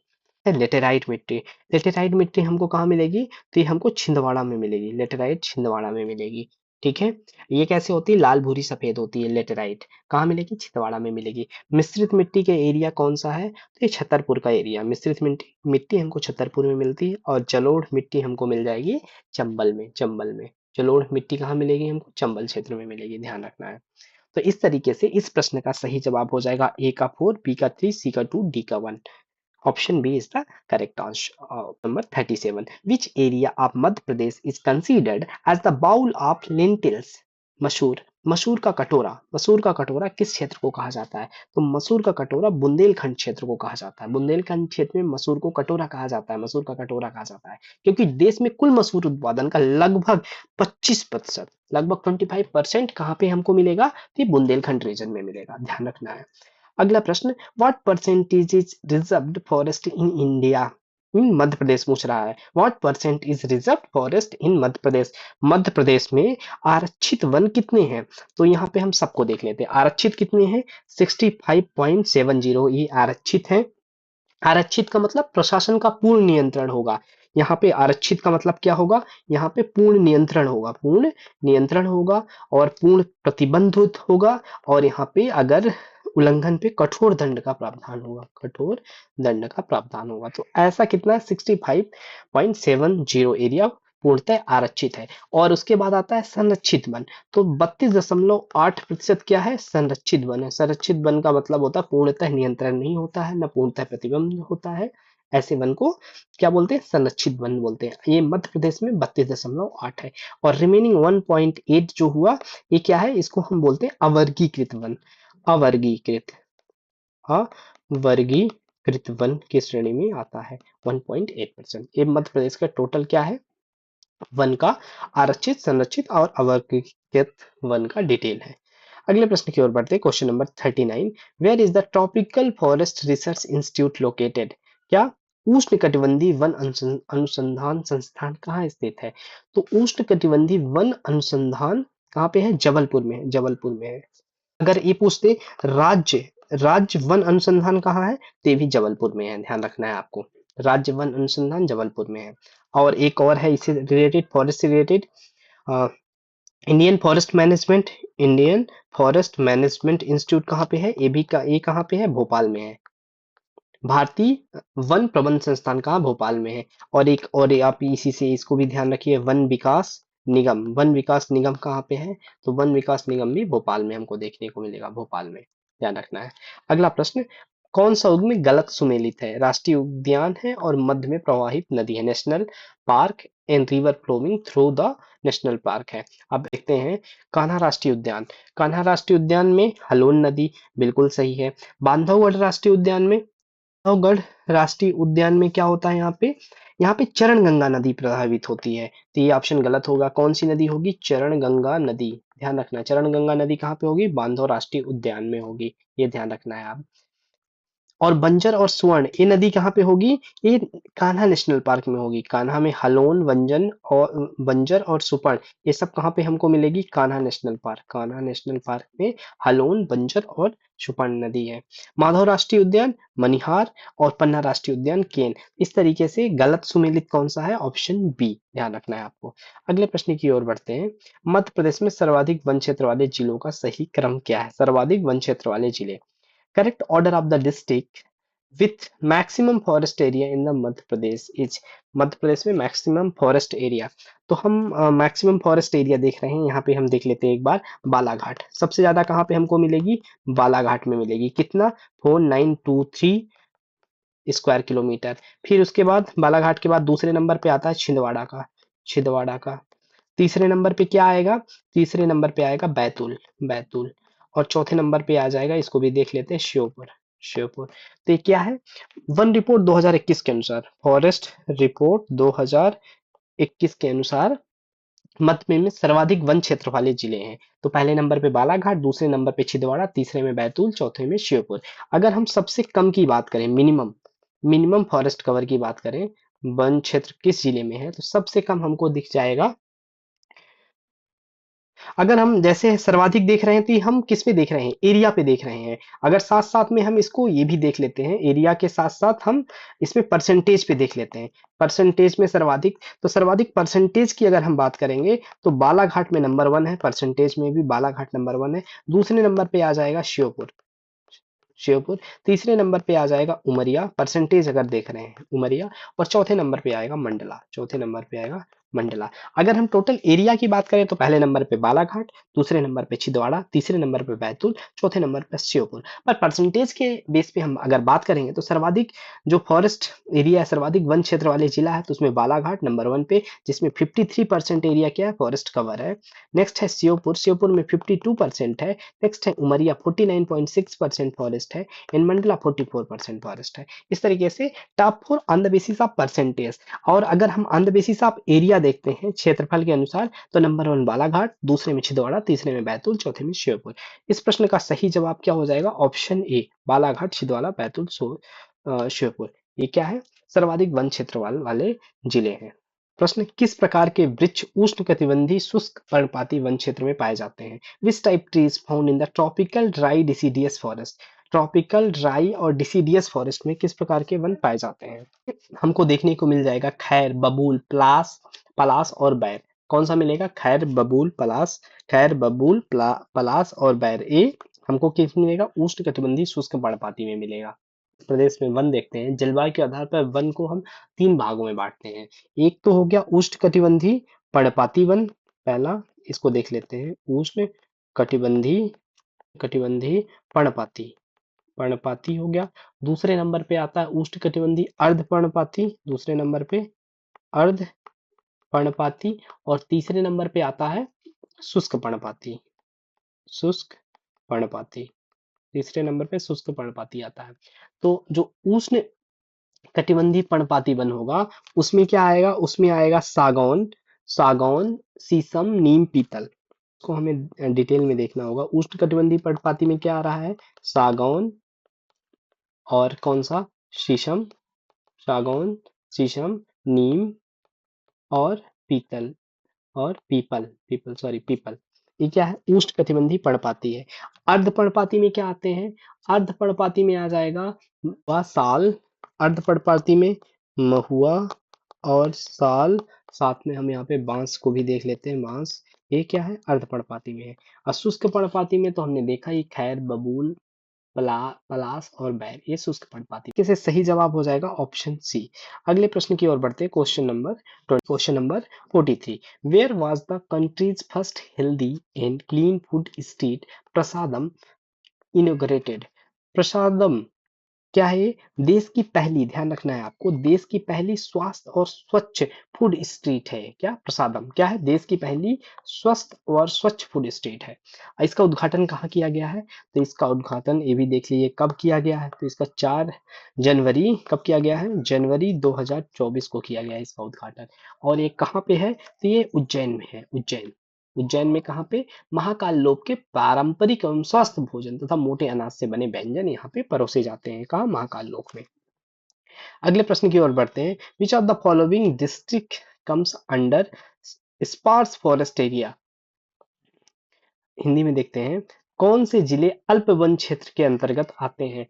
अल्प वन क्षेत्र में कौन आते हैं, राजगढ़, नीमच, उज्जैन, देवास, ये अल्प वन क्षेत्र में आते हैं, अल्प वन क्षेत्र के अंतर्गत आते हैं। यहाँ क्या होगा, अल्प वन क्षेत्र में बबूल, खैर, पलास, नीम आदि वृक्ष पाए जाएंगे, अल्प वन क्षेत्र। और सघन कहाँ पे होंगे, ये तो यहाँ पे हो गए, सघन वन कहाँ पे होंगे, ये इसको भी आपको ध्यान रखना है। ये क्या हो, कौन से जिले होंगे, जो दक्षिण पूर्व के जिले होंगे, दक्षिण पूर्वी, जहाँ वर्षा की मात्रा ज्यादा होती है वहाँ सघन वन मिलेंगे। प्रश्न की ओर बढ़ते हैं। यहाँ पे टाइगर रिजर्व है और उसका ईयर है, उसको घोषित वर्ष है, ध्यान रखना है आपको किस ईयर ये घोषित हुआ टाइगर रिजर्व। तो पेंच कब बना, 1992 में पेंच बना, पेंच 1992 में बना। बांधवगढ़ 1993 में बना, बांधवगढ़ कब बना, 1993 में बना। और सतपुड़ा 1999 में बना, सतपुड़ा 1999 में बना। और पन्ना टाइगर रिजर्व 1994 में बना, पन्ना कब बना, 1994 में बना, ध्यान रखना है आपको। तो इस तरीके से 45 का सही जवाब हो जाएगा ये 2143। पेंच 1992, बांधवगढ़ 1993, सतपुड़ा 1999 और पन्ना टाइगर 1994। प्रश्न की ओर बढ़ते, कौन सा युग्म गलत सुमेलित है, which pair is correctly incorrectly matched, incorrectly इसमें से कौन सा मैच है। तो हमको देखना है केला, पहला बनाना या केला, केला कहाँ पे हो रहा है, तो केला बुरहानपुर में हो रहा है, बिल्कुल सही। फिर देख रहे हैं कॉफी, कॉफी कहाँ पे हो रही है, बैतूल में हो रही है। मोटा अनाज देख रहे हैं मंडला में हो रहा है। और संतरा क्या हो रहा है, संतरा मुख्यतः बागवानी कहाँ पे हो रही है, छिंदवाड़ा, छिंदवाड़ा में हो रही है, या तो बैतूल में हो रही है। संतरा छिंदवाड़ा, बैतूल, ये मुख्य क्षेत्र है। साथ में होशंगाबाद में भी हमको देखने को मिल जाता है, होशंगाबाद। संतरा का उत्पादन का, संतरा की बागवानी का जो मुख्य केंद्र है, कौन से, छिंदवाड़ा, बैतूल, होशंगाबाद, संतरा उत्पादन के क्षेत्र है। अगले प्रश्न की ओर बढ़ते हैं, question number 47। The major forest produce in Madhya Pradesh include. Madhya Pradesh के मुख्य वन उपज में शामिल है, मध्य प्रदेश के मुख्य वन उपज में क्या शामिल है, साल, सागौन और बांस, साल, सागौन और बांस, ये मध्य प्रदेश के मुख्य उपज में शामिल है, साल, सागौन और बांस। के अंदर इसके अलावा क्या आता है, गौड़ मनो, ये तो हम देख रहे हैं मुख्य वन उपज, और इसके साथ में हम गौड़ भी देख लें, गौड़ वन उपज, वन उपज, गौड़ वन उपज में क्या आ जाता है, इसमें आ जाएगा तेंदुपत्ता, तेंदुपत्ता, तेंदुपत्ता, लाख, हर्रा, आख, हर्रा, खैर, गोंद, गोंद, ये क्या है? गौण उपज है। अगले प्रश्न की ओर बढ़ते हैं। According to the forest report 2021, in which district of the state was the maximum increase forest area recorded? Maximum increase forest area recorded, ये ध्यान रखना है आपको। रिपोर्ट 2021 के अनुसार प्रदेश के किस जिले में वन क्षेत्र में सर्वाधिक वृद्धि दर्ज की गई है? तो सर्वाधिक वृद्धि कहाँ दर्ज की गई है? तो सर्वाधिक वृद्धि दर्ज की गई है भिंड में। भिंड में सर्वाधिक वृद्धि कहाँ पे है? भिंड में दर्ज की गई है। और सर्वाधिक कमी कहाँ हुई है? कमी कमी अगर पूछेगा तो सर्वाधिक कमी बड़वानी जिले में हुई है, और वृद्धि कहाँ पे हुई है? तो भिंड में हुई है, ध्यान रखना है आपको।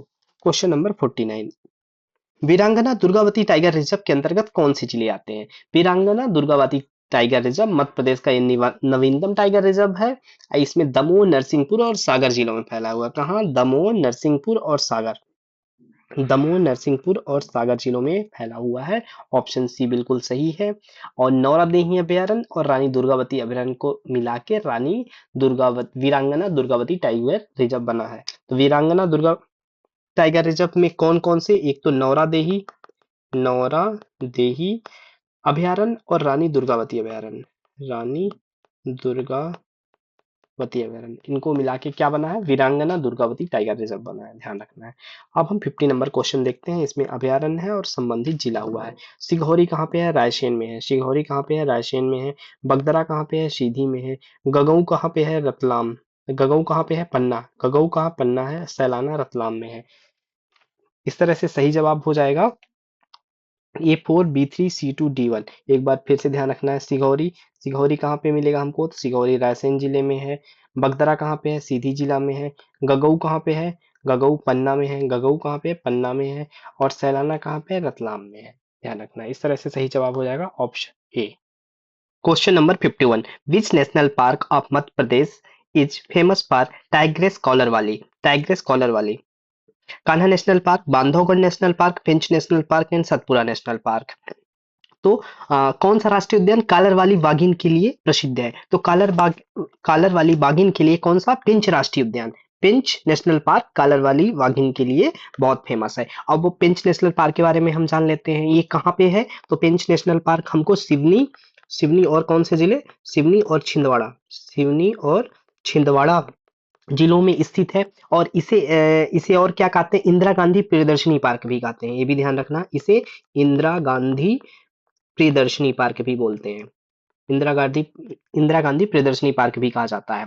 और इससे रिलेटेड और एक इंफॉर्मेशन है, दी जंगल बुक। दी जंगल बुक, ये किसने लिखा है? बहुत इंपॉर्टेंट पुस्तक है। किसने लिखा है? तो इसमें रुडयार्ड किपलिंग ने लिखा है। रुडयार्ड किपलिंग ने लिखा है, जिसका जो कॉन्टेक्स्ट है वो पेंच नेशनल पार्क से ही लिया गया है। और क्वेश्चन में क्या था? कालर वाली बाघिन किसके लिए प्रसिद्ध है? तो कई भी हम जान लेते हैं। 2022 में इसका निधन हो गया है। और इस क्यों इंपॉर्टेंट है कालर वाली बाघिन? क्योंकि इसने 29 शावकों को जन्म दिया है। 29 शावकों को जन्म देने के कारण ये बहुत इंपॉर्टेंट है। तो मध्य प्रदेश में कौन सा राष्ट्रीय उद्यान कालर वाली बाघिन के लिए प्रसिद्ध है? तो ये पेंच नेशनल पार्क है। कहाँ पे है? सिवनी और छिंदवाड़ा जिले में है। इसे इंदिरा गांधी प्रियदर्शनी पार्क भी कहा जाता है। The Jungle Book written by Rudyard Kipling का जो कॉन्टेक्स्ट है वो पेंच नेशनल पार्क से लिया गया है। और कालर वाली बाघिन क्यों इंपॉर्टेंट है? उसका नाम क्यों है? क्योंकि उसने 29 शावकों को जन्म दिया है और 2022 में इसका निधन भी हो गया है। इस तरीके से इसका सही जवाब हो जाएगा option C. Next question, question number 52, where among the following reptile park located? Reptile park कहाँ लोकेटेड है? तो ऑप्शन में हम देख लेते हैं। वन विहार भोपाल, पन्ना नेशनल पार्क पन्ना, रातापानी अभयारण्य रायसेन, कुनू नेशनल पार्क शिवपुर। तो सही जवाब क्या हो जाएगा? ऑप्शन बी, पन्ना नेशनल पार्क पन्ना। पन्ना नेशनल पार्क एकमात्र रेप्टाइल पार्क है। रेप्टाइल पार्क का मतलब क्या होता है? रेंगने वाले जीवों के लिए। किसके लिए? रेंगने वाले जीवों के लिए। जैसे इसमें क्या आते हैं? घड़ियाल हो गए, घड़ियाल हो गए, मगरमच्छ हो गया, मगरमच्छ हो गया। इसके लिए कौन सा? पन्ना नेशनल पार्क है, ध्यान रखना है। Option B is a correct answer. Question number 53, in which national park are Halon ghati and बंजर घाटी लोकेटेड? हालोन घाटी और बंजर घाटी किस नेशनल पार्क में लोकेटेड है? तो ऑप्शन क्या हो जाएगा? पेंच, संजय गांधी, कान्हा किसली और बांधवगढ़। तो सही जवाब क्या हो जाएगा? Option C, Kanha national park में क्या है? ये दर्शनीय स्थल है। ये क्या है? हम टूरिस्टिक प्लेस है, दर्शनीय स्थल है। दर्शनीय स्थल है क्या? बंजर घाटी और हैलोन घाटी। और कान्हा नेशनल पार्क के बारे में और इन्फॉर्मेशन हम देख लेते हैं। यह उद्यान कहाँ पे है? तो ये सतपुड़ा मैकाल रेंज में है। ध्यान रखना है आपको, सतपुड़ा मैकाल रेंज में है। और यह टाइगर रिजर्व भी है, ये भी ध्यान रखना। कान्हा किसली नेशनल पार्क क्या है? यह टाइगर रिजर्व भी है, इसको भी ध्यान रखना होगा। तो हलोन घाटी और बंजर घाटी एक टूरिस्टिक प्लेस है। कहाँ का? तो कान्हा किसली नेशनल पार्क का है। यह कहाँ पे है? तो सतपुड़ा मैकालगंज में हमको देखने को मिल जाता है। अगले क्वेश्चन की ओर बढ़ते हैं। Question number 54, which national park is famous for Sita tigress and charger tiger? तो कौन सा नेशनल पार्क सीता बाघिन और चार्जर बाघ के लिए प्रसिद्ध है? तो ये कौन सा हो जाएगा? सतपुड़ा, बांधवगढ़, पन्ना, कान्हा। तो कौन सा हो जाएगा? Bandhavgarh national park. Bandhavgarh national park जो है वो सीता बाघिन और चार्जर बाघ के लिए प्रसिद्ध है। यहाँ पे एक टूरिस्टिक प्लेस है, जैसे हमने बंजर घाटी, हेलोन घाटी देखा था, तो बांधवगढ़ में कौन सा है? चार्जर पॉइंट है, एक टूरिस्टिक प्लेस है। कौन सा? Charger charger point. और ये है कहाँ पे बांधवगढ़ नेशनल पार्क? तो ये बिंद की 32 पहाड़ियों से घिरा हुआ है। कहाँ पे? बिंद क्षेत्र में हमको देखने को ये मिल जाता है, बिंद क्षेत्र में। यहाँ पे किसके लिए? सीता बाघिन और चार्जर बाघ के लिए फेमस है। और चार्जर पॉइंट यहाँ का क्या है? एक टूरिस्टिक प्लेस है, दर्शनीय स्थल है। ठीक है, इस तरह से सही जवाब ऑप्शन बी हो जाता है। Next question 55, which river from Rameshwar Triveni Sangam? Rameshwar Triveni Sangam का निर्माण करती है कौन? नर्मदा, ताप्ती, नर्मदा, पूर्णा, चंबल, बनास, शिवना, चंबल, बनास, सीप, ताप्ती, चंबल, शिवना। तो कौन सा हो जाएगा? सही जवाब हो जाएगा बनास, चंबल और सीप। चंबल, बनास और सीप ये क्या है? रामेश्वर त्रिवेणी संगम का निर्माण करती है। अब इसको बारे में हम जान लेते हैं, है कहाँ? तो ये राजस्थान में हमको देखने को मिलता है। अब राजस्थान के किस जिले में है? तो सवाई माधोपुर जिले में है। सवाई माधोपुर जिले में है क्या? रामेश्वर त्रिवेणी संगम। किससे बना हुआ है? चंबल, बनास और सीप से बना हुआ है। और ये जो रामेश्वर त्रिवेणी संगम है, ये भगवान शिव का पवित्र स्थल है। किसका? भगवान शिव का। भगवान शिव का ये क्या है? पवित्र स्थल है। और इसे हम रामेश्वर त्रिवेणी संगम के नाम से भी जानते हैं। त्रिवेणी संगम या रामेश्वर त्रिवेणी संगम के नाम से भी जानते हैं। और किन नदियों से बना है इसको ध्यान रखना है आपको। तो चंबल, बनास और सीप कहाँ पे है? राजस्थान के सवाई माधोपुर जिले में भगवान शिव का स्थल है ये, ध्यान रखना है। ऑप्शन सी क्या हो जाएगा? करेक्ट आंसर हो जाएगा। Next, question number 56. At which place Betwa River is known by the name Satdhara? Betwa नदी सतधारा के नाम से किस स्थल पर जानी जाती है? तो बेतवा नदी सतधारा के नाम से कहाँ पे जानी जाती है? तो ये ओरछा में बेतवा नदी किस नाम से जानी जाती है? ओरछा में सतधारा के नाम से जानी जाती है, ध्यान रखना है। और साथ में हमको बेतवा की सहायक नदियां भी हमने देखा है, फिर देख लेते हैं कौन कौन सी हैं। बीना, धसान और जामनी इसकी सहायक नदी इंपॉर्टेंट है। बेतवा की सहायक नदी कौन सी है? बीना, धसान धसान और जामनी, ये इसकी सहायक नदी है। और बेतवा नदी का उद्गम भी यहीं पे देख लेते हैं। इसका उद्गम कहाँ पे हो रहा है? उद्गम आप बताइए कहाँ पे हो रहा है? तो साथ में आप भी अपना दिमाग सोचते रहिए। कहाँ पे? कुमरा गांव, रायसेन में। हम पहले भी डिस्कस कर चुके हैं। कहाँ पे हो रहा है? कुमरा गांव, रायसेन में इसका उद्गम हो रहा है। और इसे और क्या जानते हैं? इसे हम बुंदेलखंड की जीवन रेखा कहते हैं। किसे? बेतवा नदी को हम क्या कहते हैं? बुंदेलखंड की जीवन रेखा कहते हैं। क्यों कहते हैं? क्योंकि बुंदेलखंड के सबसे ज्यादा क्षेत्रों में ये पेयजल और सिंचाई का उपयोग किया जाता है, इसीलिए इसे हम क्या कहते हैं? बुंदेलखंड की जीवन रेखा कहते हैं। और ये इसका अंत कहाँ पे होता है? तो ये उत्तर प्रदेश के हमीरपुर जिले में ये कहाँ? यमुना से मिल जाती है, यमुना से मिल जाती है। और प्रश्न में क्या था कि सतधारा कहाँ पे जानी जाती है? तो सतधारा हमको ओरछा में ये सतधारा के नाम से जाना जाता है। तो ऑप्शन बी करेक्ट आंसर हो जाएगा। Next question, question number 57, in which part of Madhya Pradesh does Sivna river flow? Sivna river flow तो किस मध्य प्रदेश के किस भाग में सिवना नदी प्रवाहित होती है? सिवना नदी कहाँ प्रवाहित होती है? तो सिवना नदी मंदसौर जिले में प्रवाहित होती है। एक तो पहली चीज तो हमको ये है, सिवना नदी हमको कहाँ में देखने को मिलेगी? तो मंदसौर जिले में देखने को मिलेगी। और ये कौन सा क्षेत्र है? तो ये उत्तर पश्चिम क्षेत्र है। कौन सा क्षेत्र है? उत्तर पश्चिम क्षेत्र है। भौगोलिक दृष्टि से अगर हम देखते हैं तो मंदसौर कहाँ पे है? उत्तर पश्चिम क्षेत्र पे है। और इस नदी पे एक और इम्पोर्टेंट स्थल भी है। कौन सा स्थल है? पशुपतिनाथ का मंदिर है। इस नदी के तट पर पशुपतिनाथ का मंदिर है। किस नदी के? सिवना नदी के तट पर है। ठीक है, और ये मंदसौर जिलों में प्रवाहित होती है, ध्यान रखना है। सिवना नदी कहाँ पे? मंदसौर जिले में प्रवाहित होती है। कौन सा है? ज्योग्राफिक, अगर हम ज्योग्राफिक दृष्टिकोण से देखें तो उत्तर पश्चिम क्षेत्र में प्रवाहित होती है ये, और इसके तट पर पशुपतिनाथ का मंदिर है। इस फैक्ट को भी आपको ध्यान रखना है। Correct answer will be option A. Question number 58, whose tributary is बेलन रिवर। बेलन किसकी सहायक नदी है? बेलन नदी किसकी सहायक नदी है? तो इसमें भी आप देख लीजिए, तमसा, वेत्रावती, सुक्तिमती, चरमावती। तो किसकी सहायक नदी है बेतवा? तो तमसा नदी की, तमसा, तमसा या टोंस नदी की सहायक नदी है बेतवा। बेलन नदी किसकी सहायक नदी है? तमसा नदी की सहायक नदी है।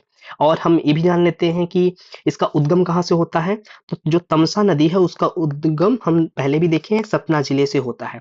और इसकी अन्य सहायक नदियां कौन है? तमसा की सहायक नदियां यहाँ पे देख लेते हैं। एक तो प्रश्न में ही दिया हुआ है, कौन सा? बेलन इसकी तमस या टोन्स की सहायक नदी है। और कौन सी है? बीहड़, बीहड़ जिसमें चचाई जलप्रपात स्थित है। और कौन सी है? महाना, महाना। बेलन, बीहड़ और महाना किसकी सहायक नदी है? तमसा नदी की सहायक नदी है, ध्यान रखना है आपको। तो सही जवाब क्या हो जाएगा? ऑप्शन ए हो जाएगा। Question number 59, consider the following which pair are correctly match. हमको देखना कौन सा करेक्टली मैच है। तो जमुना या बी फॉल्स, जमुना या इसी को क्या बोलते हैं? बी फॉल्स भी बोलते हैं, बी फॉल्स। ये कहाँ पे है? तो ये कहाँ पे, इसको हमको देखना करेक्टली मैच। तो ये पन्ना में नहीं है, कहाँ पे है? ये पचमढ़ी में है, पचमढ़ी में है, पचमढ़ी में है, ध्यान रखना है आपको। यहाँ पे भी दिखा दूं, जमुना या बी फॉल्स कहाँ पे है? पचमढ़ी में है। गाथा कहाँ पे है? गाथा जलप्रपात ये पन्ना में है, गाथा जलप्रपात पन्ना में है। और तिंछा जलप्रपात कहाँ पे है? तिंछा जलप्रपात इंदौर में है, इंदौर में है। तो इसमें कौन सा है जो सही सुमेलित है? तो ऑप्शन जो 3 है वही बस सही सुमेलित है। तो option C will be correct answer, क्योंकि जमुना या बी फॉल्स कहाँ पे है? पचमढ़ी में है। जमुना या बी फॉल्स पचमढ़ी में है, और गाथा जलप्रपात कहाँ पे है? पन्ना में है। तो और इसमें पूछा हुआ है सही सुमेलित, तो तिंछा जलप्रपात इंदौर, यही बस सही सुमेलित है। Option C will be correct answer. Question number 60, which of the following pair is wrongly matched. एक तरफ प्रोजेक्ट है, दूसरे तरफ रिलेटेड डिस्ट्रिक्ट्स है। बरना, अटल, कोलार, देसला, देवरा। अब हम देखते हैं कौन सा सही सुमेलित नहीं है। अब हम देखते हैं, सबसे पहले देख लेते हैं अटल सागर परियोजना। तो अटल सागर परियोजना कहाँ पे है? शिवपुरी में है। अटल सागर परियोजना शिवपुरी जिले में है, बिल्कुल सही। कोलार परियोजना कहाँ पे है? सीहोर में है, बिल्कुल सही। और दिजला देवड़ा कहाँ पे है? खरगोन में है, खरगोन में है। और बरना कहाँ पे है? यही ऑप्शन सही सुमेलित नहीं है, क्योंकि बरना परियोजना कहाँ पे है? रायसेन में है, रायसेन में है। और जबलपुर में क्या है? जबलपुर में बरगी, बरगी डैम हमने पढ़ा है ना, बरगी परियोजना कहाँ पे? जबलपुर में बरगी है। और बरना कहाँ पे है? रायसेन में। इस बात को ध्यान रखना है आपको। रायसेन जिले में कौन सी परियोजना है? बरगा है। और बरगी कहाँ है? जबलपुर में है। बाकी और ऑप्शन, अटल सागर परियोजना शिवपुरी, ये बिल्कुल सही है। कोलार परियोजना कहाँ पे है? सीहोर में है। देजला देवड़ा कहाँ है? खरगोन में है। इसमें रॉन्गली मैच्ड को हमको करेक्ट फाइंड आउट करना था, तो option A will be correct answer, क्योंकि बरना परियोजना रायसेन में स्थित है, ना कि जबलपुर में। जबलपुर में बरगी है। Next question 61, which source provide maximum irrigation in Madhya Pradesh. Madhya Pradesh में मैक्सिमम इरिगेशन, सबसे अधिक सिंचाई किन स्रोतों से होती है? तो सबसे ज्यादा मध्य प्रदेश में सिंचाई किससे होती है? कुएं और नलकूप से। कुएं और नलकूप से कितना होती है? 67% होती है। 67% सिंचाई मध्य प्रदेश में कुएं और नलकूपों से होती है, ठीक है। और दूसरे नंबर पे क्या है? नहरों से। नहरों से कितनी होती है? 16.8% होती है नहरों से।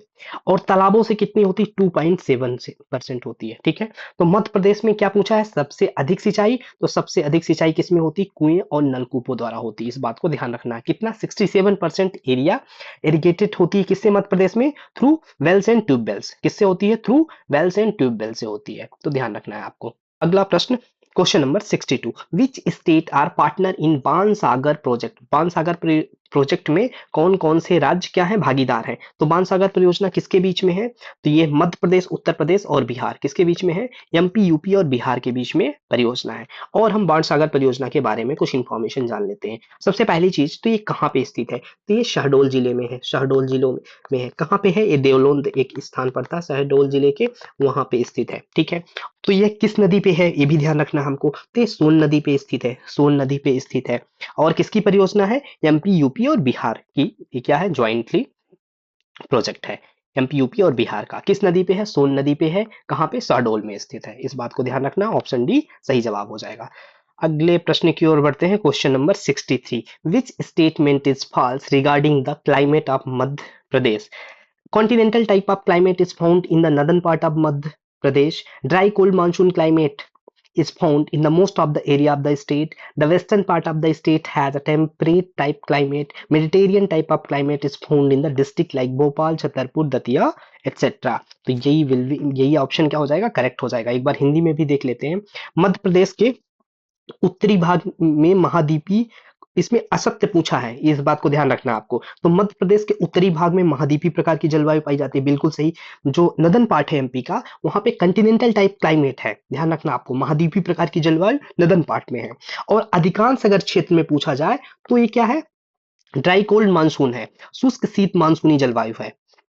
शुष्क शीत मानसूनी कहाँ पे, अधिकांश क्षेत्र में है, ये भी ध्यान रखना। अधिकांश क्षेत्र में क्या है, शुष्क शीत है।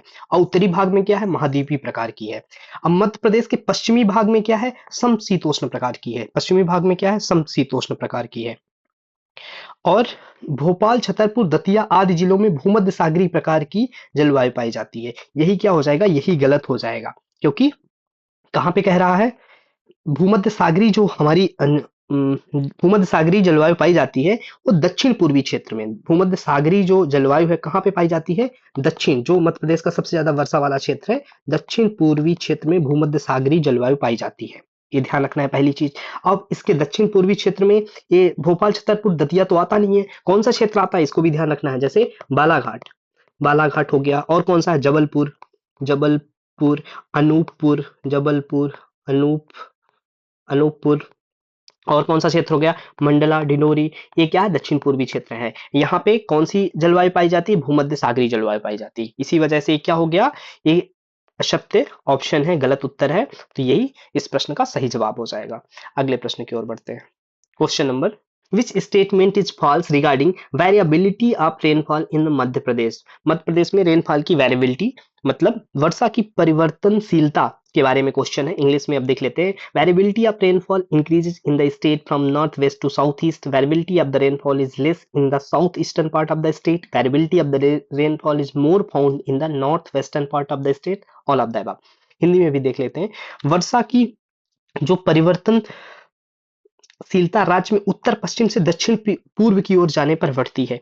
अब आपको यही बात क्लियर होनी चाहिए कि जो वर्षा की परिवर्तनशीलता है दक्षिण पूर्व से उत्तर पूर्व, ये उल्टा लिखा हुआ है। दक्षिण पूर्व से हम जब किधर जाते हैं, दक्षिण पूर्व से उत्तर पश्चिम की ओर जाते हैं, उत्तर पश्चिम की ओर जाते हैं। वर्षा की परिवर्तनशीलता राज्य के दक्षिण पूर्व से उत्तर पश्चिम की ओर जाने पे क्या होती है, बढ़ती है। ये उल्टा लिखा हुआ है। अगर इसी को हम उत्तर पश्चिम की जगह क्या कर दे, इसको उत्तर पश्चिम की जगह दक्षिण पूर्व, दक्षिण पूर्व, और दक्षिण पूर्व की जगह हम क्या कर दे, उत्तर पश्चिम कर दे, उत्तर पश्चिम, तो ये स्टेटमेंट सही हो जाएगा। तो वर्षा की जो परिवर्तनशीलता है वह दक्षिण पूर्व से उत्तर पश्चिम की ओर जाने पर बढ़ती है, ठीक है। तो इस वजह से असत्य कथन ये हो जाएगा। और स्टेटमेंट को देखते हैं हम। राज्य के दक्षिण पूर्व भाग में वर्षा की परिवर्तनशीलता कम है। दक्षिण पूर्व में क्या है, परिवर्तनशीलता कम है। अब परिवर्तनशीलता कहते किसको, सबसे पहले ये समझ लीजिए, औसत वर्षा से या कम या ज्यादा वर्षा हो उसको परिवर्तनशीलता कहते हैं। वेरिएबिलिटी ऑफ रेनफॉल किसे कहते हैं, जो एवरेज रेनफॉल है या तो उससे अबव रेनफॉल हो या उससे बिलो हो तो उसको हम वेरिएबिलिटी कहते हैं। अब वेरिएबिलिटी सबसे कम कहां देखने को मिलेगी हमको, दक्षिण पूर्व में। अब बढ़ती कब है, जब हम दक्षिण पूर्व से उत्तर पश्चिम की ओर बढ़ते हैं, ठीक है। राज्य के उत्तर पश्चिम भाग में वर्षा की परिवर्तनशीलता अधिक पाई जाती है, बिल्कुल सही। उत्तर पश्चिम में अधिक पाई जाती है, दक्षिण पूर्व में कम पाई जाती है। अगर हम दक्षिण पूर्व से उत्तर पश्चिम की ओर बढ़ते हैं तो परिवर्तनशीलता भी बढ़ती है। तो यह ऑप्शन ए गलत जवाब हो जाएगा, इसीलिए ऑप्शन ए यहाँ पे असत्य ही पूछा हुआ है, तो ऑप्शन ए करेक्ट होगा, ठीक है। तो जो वेरिएबिलिटी ऑफ रेनफॉल है वो इंक्रीज होती है व्हेन, जब हम साउथ ईस्ट टू किधर जाते हैं, नॉर्थ वेस्ट की तरफ जाते हैं। Question number 65, in which area of Madhya Pradesh is the maximum expansion of forest found. Madhya Pradesh के किस क्षेत्र में वनों का सर्वाधिक विस्तार पाया जाता है। तो वनों का सर्वाधिक विस्तार हमको कहां पे मिलेगा, मैकाल श्रेणी जो है, यहाँ पे वनों की सबसे ज्यादा सघनता हमको मिलती है। सबसे ज्यादा सघनता कहां मिलेगी, सघनता ये भी ध्यान रखना है, सतपुड़ा मैकाल श्रेणी में, और सर्वाधिक विस्तार भी यहीं पे है। इसका कारण क्या है, क्योंकि इसी क्षेत्र में सर्वाधिक क्या होती है, वर्षा, वर्षा के कारण ही सघनता भी होगी और विस्तार भी होगा। तो ऑप्शन डी सही जवाब हो जाएगा इस प्रश्न का। Question number 66, according to forest report 2021, the forest covered area in the state is. 2021 के अकॉर्डिंग मध्य प्रदेश का जो फॉरेस्ट कवर है वो कितना है? 77,493। 77,493 मध्य प्रदेश का फॉरेस्ट कवर है। ठीक है, वन आच्छादित क्षेत्र है। वन रिपोर्ट 2021 के अनुसार जो वन आच्छादित फॉरेस्ट कवर एरिया है कितना है? 77,493 वर्ग किलोमीटर। अब ये भी ध्यान रखना है, जो वन रिपोर्ट 2021 है वो कौन सी नंबर की है? वो 17th नंबर की है, 17वीं रिपोर्ट है। ठीक है, तो फिर प्रश्न उठता है कि पहली रिपोर्ट कब आई? तो पहली रिपोर्ट 1987 में आई। ठीक है, और ये रिपोर्ट कब आती है? तो ये 2 ईयर के इंटरवल में आती है, मतलब हर 2 वर्ष के अंतराल में आती है। हर 2 वर्ष के अंतराल में क्या आती है? वन रिपोर्ट आती है, अंतराल में आती है। और साथ में ये भी अब देख लीजिए कि जो 2021 है, फॉरेस्ट रिपोर्ट 2021, तो इसमें सर्वाधिक जो फॉरेस्ट कवर में इंक्रीज हुआ, वृद्धि हुई है, सर्वाधिक वृद्धि एक किस जिले में हुई है? सर्वाधिक वृद्धि करने वाला जिला, ये भी ध्यान रखना है, कौन से जिले में सर्वाधिक वृद्धि हुई है फॉरेस्ट कवर की? तो ये है भिंड। भिंड में फॉरेस्ट कवर इंक्रीज हुआ है। कैसे हम ये देखते हैं? अगर हम फॉरेस्ट रिपोर्ट 2019 देखते हैं और 2021 देखते हैं, तो इसमें भिंड में क्या हुआ? फॉरेस्ट कवर इंक्रीज हुआ है। और जब इंक्रीज देख रहे हैं तो हम कमी भी देख लेते हैं। कमी कहाँ हुआ है? सबसे कमी वाला जिला कौन सा है? तो ये बड़वानी है। बड़वानी में क्या हुआ? कमी हुई है, ये भी ध्यान रखना है। तो क्वेश्चन था फॉरेस्ट कवर 2021 के अकॉर्डिंग कितना है? 77,493 स्क्वायर किलोमीटर है, स्क्वायर किलोमीटर है। और ये जो 2021 है ये 17th रिपोर्ट है। फर्स्ट रिपोर्ट 1987 को आई। और सर्वाधिक वृद्धि किया है कौन सा जिला? भिंड किया है। सर्वाधिक कमी कौन सा किया है? बड़वानी जिला किया है। इस बात को ध्यान रखना है और इसका करेक्ट आंसर हो जाएगा option A. Question number 67, in which district of Madhya Pradesh an earthquake of 3.6 magnitude was recorded in January 2024? जनवरी 2024 में 3.6 का अर्थक्वेक कहाँ आया था? तो ये कहाँ पे आया था? सिंगरौली में आया था। सिंगरौली 3.6 का अर्थक्वेक देखा गया है। ठीक है, अगले प्रश्न की ओर बढ़ते हैं। Question number 68, identify the false statement regarding the climate of Madhya Pradesh. Climate of Madhya Pradesh का फॉल्स स्टेटमेंट हमको देखना है। Mainly 3 type of season are found in the Madhya Pradesh, या एब्सोल्युटली करेक्ट, 3 टाइप सीजन होते हैं। Winter rainfall in the north west plain of the state is the result of the western disturbance, हाँ ये भी correct है। Bundelkhand reason of Madhya Pradesh is highly irrigated, highly irrigated, Bundelkhand क्या highly irrigated है? तो यही जवाब क्या हो जाएगा? गलत जवाब हो जाएगा। और in Madhya Pradesh the annual temperature difference is more in the northern region, absolutely correct. जो एनुअल टेम्परेचर डिफरेंस है वो नॉर्दर्न रीजन में क्या है? मोर है। ठीक है, अगला, नहीं इसको हिंदी में हम देख लेते हैं। मध्य प्रदेश के मुख्यतः 3 प्रकार की ऋतुएं पाई जाती हैं, इनका नाम भी देख लेते हैं। कौन कौन सी ऋतु है यहाँ पे? ग्रीष्म ऋतु, 3 प्रकार की ऋतु। एक हो गई कौन सी ऋतु? ग्रीष्म ऋतु। दूसरी हो गई वर्षा ऋतु और तीसरी हो गई शीत ऋतु। ये 3 ऋतुएं पाई जाती हैं। इनका मध्य प्रदेश में अपना नाम भी है। जैसे ग्रीष्म ऋतु को मध्य प्रदेश में क्या कहा जाता है? यूनाला कहा जाता है। वर्षा ऋतु को मध्य प्रदेश में क्या कहा जाता है? तो वर्षा ऋतु को चौमासा कहा जाता है। शीत ऋतु को मध्य प्रदेश में क्या कहा जाता है? तो सियाला कहा जाता है। तो पहला स्टेटमेंट था मध्य प्रदेश में 3 प्रकार की ऋतुएं पाई जाती हैं, ग्रीष्म, वर्षा और शीत। तो ग्रीष्म को क्या कहा जाता है? यूनाला कहा जाता है। वर्षा को चौमासा कहा जाता है। शीत को सियाला कहा जाता है, पहली चीज। दूसरा, उत्तर प्रदेश के उत्तर पश्चिम मैदानी भाग में शीतकाल में होने वाली वर्षा पश्चिम विक्षोभ का परिणाम है। तो जो मध्य प्रदेश का बुंदेलखंड क्षेत्र अति सिंचित है, अति सिंचित ना होकर ये क्या है? जो भी यहाँ पे पानी की सबसे ज्यादा कमी है, अति सिंचित नहीं है, ये क्या है? अति सिंचित कौन सा क्षेत्र है? इसको भी देख लेते हैं। अति सिंचित है मालवा, मालवा जो है अति सिंचित है। अब बुंदेलखंड क्या है? यहाँ पे पानी की कमी है, पानी की कमी है। तो ये गलत स्टेटमेंट हुआ और असत्य को हमको फाइंड आउट करना था, तो ऑप्शन सी करेक्ट आंसर हो जाएगा। मध्य प्रदेश में वार्षिक तापांतर उत्तरी क्षेत्र में अधिक रहता है। हाँ, तापांतर तो उत्तरी क्षेत्र में अधिक रहता ही है। तो इस प्रश्न का सही जवाब हो जाएगा option C. Question number 69. In which area of Madhya Pradesh there is a rainfall due to returning monsoon? Rainfall due to returning monsoon. तो लौटते हुए मानसून से कहाँ वर्षा होती है? तो लौटते हुए मानसून से वर्षा होती है रीवा पन्ना के पठार में होती है। और लौटते हुए मानसून से वर्षा कब होती है? तो भी ध्यान रखना, ये सितंबर अक्टूबर के मंथ में लौटते हुए मानसून से वर्षा होती है। और ये कहाँ पे? रीवा पन्ना के पठार के क्षेत्र में होती है। और ये जो प्रदेश का बघेलखंड का क्षेत्र है वो दक्षिण पश्चिम मानसून तथा उत्तर पूर्वी मानसून दोनों से वर्षा प्राप्त करता है। किससे? दक्षिण पश्चिम उत्तर पूर्वी से दोनों से वर्षा प्राप्त करता है रीवा पन्ना का पठार या बघेलखंड का area. Question number 70, according to 2011 census the first 3 district with minimum population growth in the state are. जो 2011 की जनगणना के अनुसार प्रदेश में न्यूनतम जनसंख्या वृद्धि वाले प्रथम 3 जिले, न्यूनतम जनसंख्या वृद्धि वाले प्रथम 3 जिले हमको देखना है। तो कौन से हैं? अनूपपुर, बैतूल और छिंदवाड़ा है। अनूपपुर, बैतूल और छिंदवाड़ा है। यहाँ पे क्या हुआ? न्यूनतम जनसंख्या वृद्धि हुई है। और मैक्सिमम ग्रोथ कहाँ पे हुआ है? तो अगर हम मैक्सिमम देखें तो इसमें आ जाएगा इंदौर नंबर 1 पे, इंदौर। दूसरे नंबर पे आ जाएगा झाबुआ। मैक्सिमम अगर हम देखें तो पहले नंबर पर इंदौर, दूसरे नंबर पे झाबुआ और तीसरे नंबर पे भोपाल। भोपाल। तो न्यूनतम जनसंख्या वृद्धि कहाँ पे हुई है 2011 की जनगणना के अनुसार? अनूपपुर, बैतूल और छिंदवाड़ा में हुई है। तो ये सही जवाब हो जाएगा। और साथ में जब हम न्यूनतम देख रहे हैं तो हम अधिकतम भी देख लें। तो अधिकतम जनसंख्या वृद्धि कहाँ पे हुई है? सबसे ज्यादा इंदौर में हुई है, उसके बाद झाबुआ में हुई है, फिर भोपाल में हुई है। अगले प्रश्न की ओर बढ़ते हैं। Question number 71, in which district of Madhya Pradesh have silk industries develop. Madhya Pradesh के सिल्क इंडस्ट्री, रेशम उद्योग कहाँ विकसित हुआ है? किन जिलों में रेशम उद्योग विकसित हुआ है? तो रेशम उद्योग मंडला, सिवनी और बैतूल में हुआ है। कहाँ पे देखने को मिल जाता है? मंडला, सिवनी और बैतूल जिलों में मुख्य रूप से रेशम उद्योग का विकास देखा जाता है। इसका कारण क्या है? तो इसका कारण रेशम की उपलब्धता है इन क्षेत्रों में। तो सही जवाब हो जाएगा option B, Mandla, Seoni, Betul. Question number 72. According to the latest data, the first 3 tiger reserve on the basis of tiger numbers are respectively. Hindi में भी देख लेते हैं। नवीन आंकड़ों के अनुसार बाघ संख्या के आधार पर प्रथम 3 टाइगर रिजर्व, बाघ संख्या के आधार पर प्रथम 3 टाइगर रिजर्व कौन है? तो बाघ संख्या के आधार पर बांधवगढ़, बांधवगढ़ में सर्वाधिक है। बांधवगढ़ में कितना है? 165 है, ये भी देखना है। बांधवगढ़, बांधवगढ़ में कितना है? 165 है। उसके बाद किस में आता है नंबर? कान्हा किसली का आता है। तो कान्हा किसली में कितने हैं? 129 है, 129 है। और पेंच में कितने हैं? तीसरे नंबर पे पेंच आता है, पेंच में 123 है, 123 है। तो सबसे ज्यादा Bandhavgarh 165 tiger, then Kanha Kisli national park 129 tiger, and then Pench 123 tiger. तो सबसे जो संख्या के आधार पर 3 है, बांधवगढ़ है, कान्हा किसली है और पेंच है।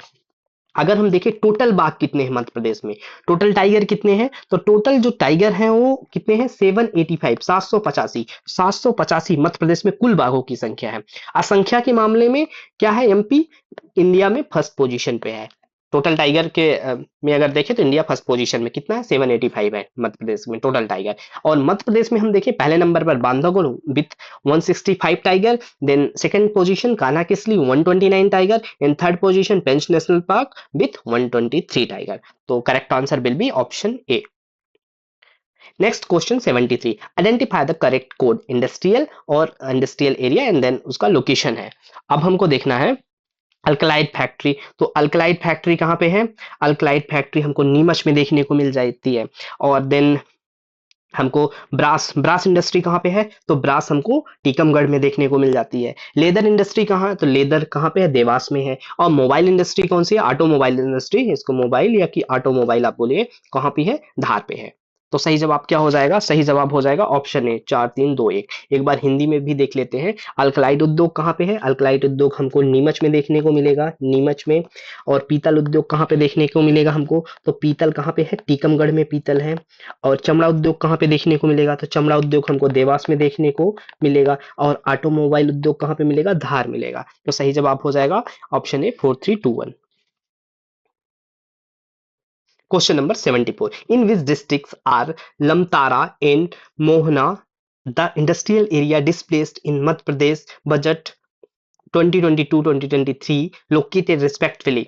तो इसमें हम देखना है कि बजट 2022-23 में प्रस्तावित औद्योगिक क्षेत्र, एक लमतारा और दूसरा मोहना, क्रमशः किन जिलों में है? लमतारा और मोहना कहाँ पे है? तो सबसे पहले लमतारा कहाँ पे है? लमतारा कटनी जिले में है। और दूसरे नंबर पे कौन आ रहा है? मोहना। मोहना कहाँ पे है? मोहना ग्वालियर जिले में है, ग्वालियर जिले में है। तो सही जवाब क्या हो जाएगा? ऑप्शन ए, कटनी और ग्वालियर सही जवाब हो जाएगा। लमतारा कहाँ पे है? ध्यान रखना, लमतारा कहाँ पे है? कटनी में है। और मोहना कहाँ पे है? ग्वालियर में है, ध्यान रखना। सही जवाब ऑप्शन ए, कटनी और Gwalior. Question number 75, what is the increase in the forest area of Madhya Pradesh by 2021 as compared to the year 2019? यहाँ पे हम क्या देख रहे हैं, वर्ष 2019 की तुलना में 2021 तक मध्य प्रदेश में वन क्षेत्र में कितनी वृद्धि हुई है। मीन्स 2021 की रिपोर्ट मीन्स 17वीं रिपोर्ट, और 19 की रिपोर्ट मीन्स 16वीं रिपोर्ट। 16वीं और 17वीं रिपोर्ट में वन क्षेत्र में कितने प्रतिशत वृद्धि, मतलब 16 से हम 17 में बढ़ रहे हैं तो कितने परसेंट हम फॉरेस्ट कवर इंक्रीज कर रहे हैं। तो हम इंक्रीज कर रहे हैं कितने, 10.11, 10 पॉइंट 10.11 वर्ग किलोमीटर हम वृद्धि करते हैं एज कंपेयर टू 2019 की तुलना में। ठीक है, हमने अभी देखा था 2021 का देखा था, कितना था, 77,493, 77,493 स्क्वायर किलोमीटर था 2021 का। और 2019 का कितना था फॉरेस्ट कवर, 2019 को भी देख लीजिए, 77,482। कितने का अंतर आ रहा है, 10.11 का डिफरेंस आ रहा है, 10.11 का डिफरेंस आ रहा है, ये भी ध्यान रखना है आपको। और हमने देखा था वृद्धि हुई थी इतनी, और ये सर्वाधिक वृद्धि कहाँ पे हुई थी, तो भिंड जिले में सर्वाधिक वृद्धि हुई थी। कमी कौन से जिले में हुई थी, तो कमी कहाँ पे हुई थी, बड़वानी जिले में हुई थी। ये भी हम अभी लास्ट क्वेश्चन में डिस्कस किए थे, यहाँ पे फिर से आप रिवाइज कर लीजिए इस चीज को। अगले प्रश्न की ओर बढ़ते हैं, question number 76, which pair is wrongly matched, industrial area and location. फिर से इंडस्ट्रियल एरिया और लोकेशन है। मनेरी, मनेरी कहाँ पे है, मंडला में है, बिल्कुल सही। प्रतापपुरा कहाँ पे है, प्रतापपुरा कहाँ पे है, निवाड़ी में है। और मेघनगर कहाँ पे है, मेघनगर झाबुआ में है, मेघनगर झाबुआ में है। बोरगांव, बोरगांव कहाँ पे है, बोरगांव छिंदवाड़ा में है, बोरगांव कहाँ पे है, छिंदवाड़ा, छिंदवाड़ा में है, छिंदवाड़ा में है, कहाँ पे है, छिंदवाड़ा में है बोरगांव। ठीक है, ध्यान रखना है, ना कि बालाघाट में है। फिर से एक बार हम हिंदी में देख लेते हैं, मनेरी कहाँ पे है, मंडला में है। बोरेगांव कहाँ पे है, तो बोरेगांव हमको कहाँ पे देखने को मिल जाता है, छिंदवाड़ा में देखने को मिल जाता है, ना कि बालाघाट में। प्रतापपुरा, निवाड़ी, मेघनगर, झाबुआ। मेघनगर कहाँ पे है, झाबुआ में है, ध्यान रखना है। मेघनगर, झाबुआ, प्रतापपुरा, निवाड़ी, मनेरी, मंडला, और बोरेगांव कहाँ पे है, छिंदवाड़ा जिले में है। अगले प्रश्न, question number 77, when and where was Madhya Pradesh Khadi and village industries board established. Khadi एवं क्या है, मध्य प्रदेश खादी एवं ग्रामोद्योग बोर्ड, मध्य प्रदेश खादी एवं ग्रामोद्योग बोर्ड की स्थापना कब और कहाँ की गई। तो सबसे पहले कब की गई, तो 60-61 में की गई। कहाँ पे कब की गई, 1960-61 में की गई। और कहाँ की गई, तो भोपाल में की गई। सही जवाब क्या हो जाएगा, ऑप्शन बी, 1960-61 में।